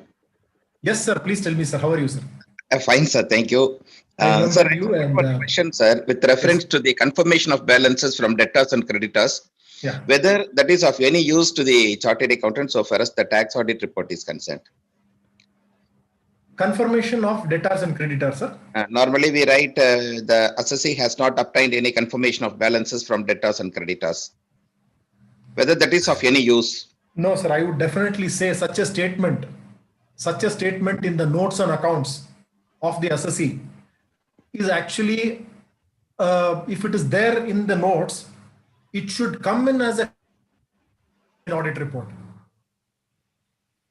Now, confirmation, if it is not confirmed, any account balance which is not confirmed and said that it is not confirmed, then it is actually an audit failure to that extent. So, or I don't have conclusive evidence, not having sufficient and appropriate audit evidence should lead to a qualification or a disclaimer and cannot be just allowed to be lying in the notes and accounts. So if that is there, please, I spoke about the audit aspects. Today I talked about the changes in the tax audit structure. Then there is a lot of changes in the tax audit itself, which has happened, which is available. But in SIRC, I spoke about the audit aspects of tax audits for 3 hours. So there I've spoken about this at great length. So please let us be very clear. Let us not have such a thing. That means we cannot just say that the balances are subject to confirmation and leave it like that. It is our auditor's duty to ensure that the balances are confirmed. If it is not confirmed, then I would send a negative confirmation also is okay. That means I will send out the letters to all the debtors and creditors saying that this is the balance as per my books of accounts. If you agree, if you don't respond, we'll consider it as being confirmed. So then that is taken as confirmation.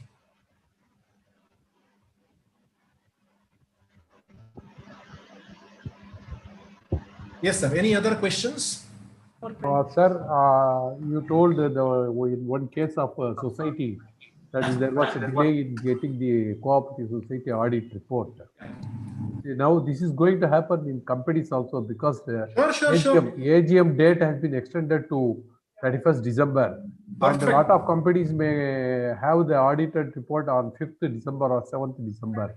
Sure. Then all the companies can file 3 CBCD. Surely, sir. Surely. In fact, that is the right. In fact, I took it as an example just to say that wherever 3CA could be given, okay, to be given if there are no audits, no audit on the financial statements. So I took the example of a cooperative society, but okay, as you rightly said, it could also happen for companies. Okay. Thank you, sir.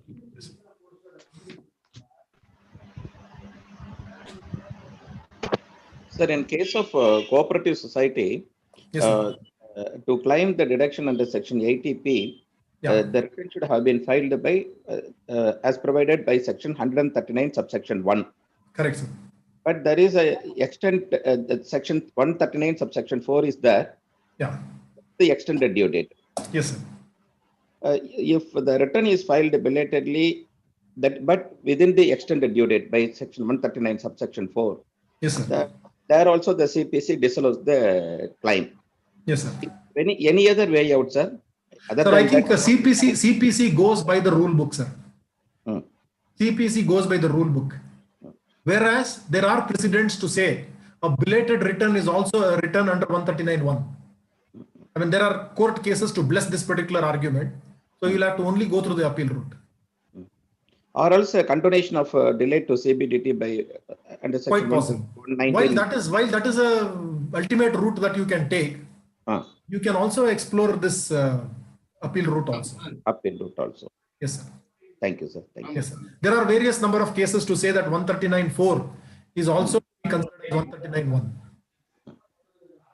Thank you, sir. Thank you, one question regarding TDS. Sir.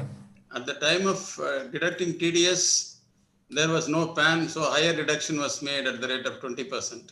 Subsequently, the assessee got the PAN card, and at the time of filing return, it is not appearing in Form 26AS because the TDS was made when the PAN card was not there. Whether will it be possible to get the tax deducted at the higher rate for his credit?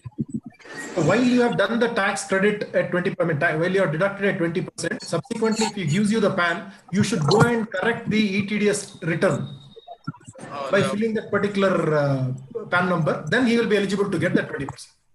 So the bank is not prepared to file rectification and do the things. That is. No, I think then you will have to give a complaint to the bank. You have to give a complaint to the bank, to the higher authorities. If they also don't take it up, you will have to go to the banking ombudsman. Definitely, they should do it. They should rectify it. You know, after all, we are a customer, and if the amount is material, you will have to exhaust all your. CPC cannot do anything. There is no way. No, sir. There is no way, sir. This is amount lying in the cloud. No way that it is like money suspense account in the bank. Now somebody has credited the bank, and the bank does not know to whose account it should be credited. It will be in the sundry deposit, sundry liability account. That's it. So it is sundry liability account of the income tax department. So who should come and tell that it belongs to PAN number of so and so? The only person who can do it is the person who has deducted the TDS. So the bank has to file a rectification. Absolutely, the bank only has to file a rectification.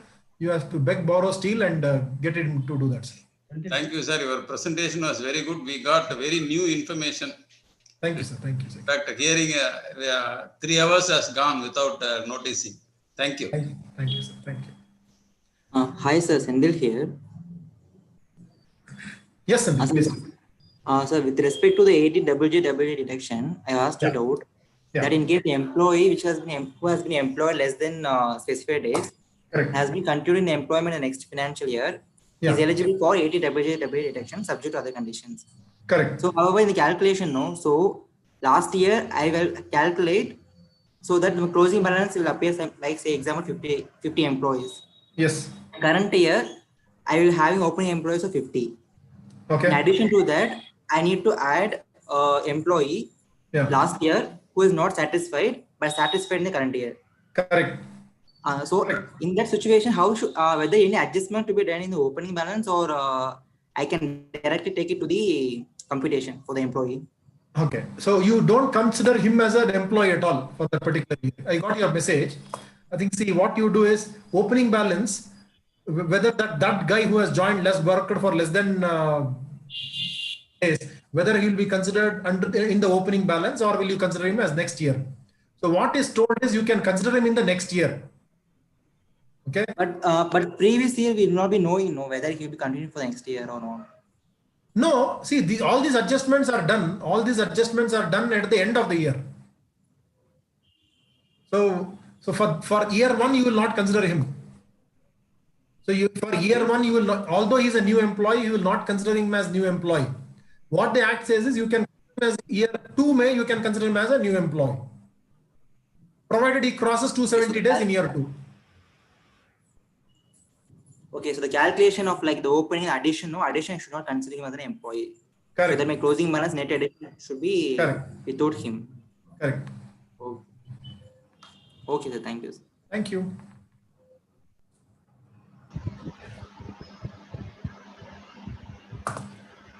I think all the queries has been over. Yeah. Your session was really wonderful, sir. Oh, thank you, Natarajan. I think it all happened because I had good company of Lakshmanji, Muralidhar, Natarajan, and Selvakumar. Nice faces on the screen, the cheerful faces on the screen. I mean, it's all directly proportional to the, what should I say, vibrancy of the people asking questions and adding expert comments. Thank you so much for being there. Thank you, sir.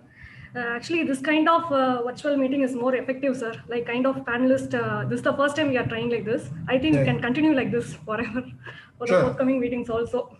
So this is very effective.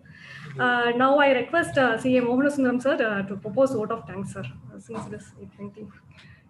Respected Chairperson CA A.K. Abhinay, respected ex-officio member SRC Chairman DC Jain, respected Speaker CA K. Gururaj Acharya from Bengaluru, respected senior members, fellow members and junior members, good evening to all. On behalf of Madam of Madurai branch of SARC, I thank the respected speaker for accepting our invitation and deliver a detailed informative presentation on practical issues in Income Tax Act with the latest updates and high merit case laws. It is very useful to the members, sir. We are enriched by your expert experience, knowledge with meticulous lucid explanation, sir. Once again, our sincere gratitude to you for your patience and detailed reply to all the member questions. It's been members, sir.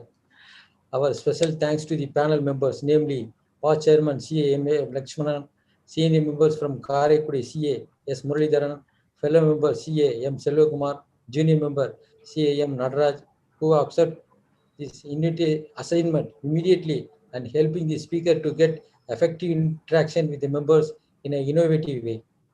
Thanks to one and all. And thanks to all the members who attend this meeting. Now the meeting is adjourned, sir. Thank you, sir. Thank you, sir. Thank you, Thank you, sir. Thank you, madam. It was very nice.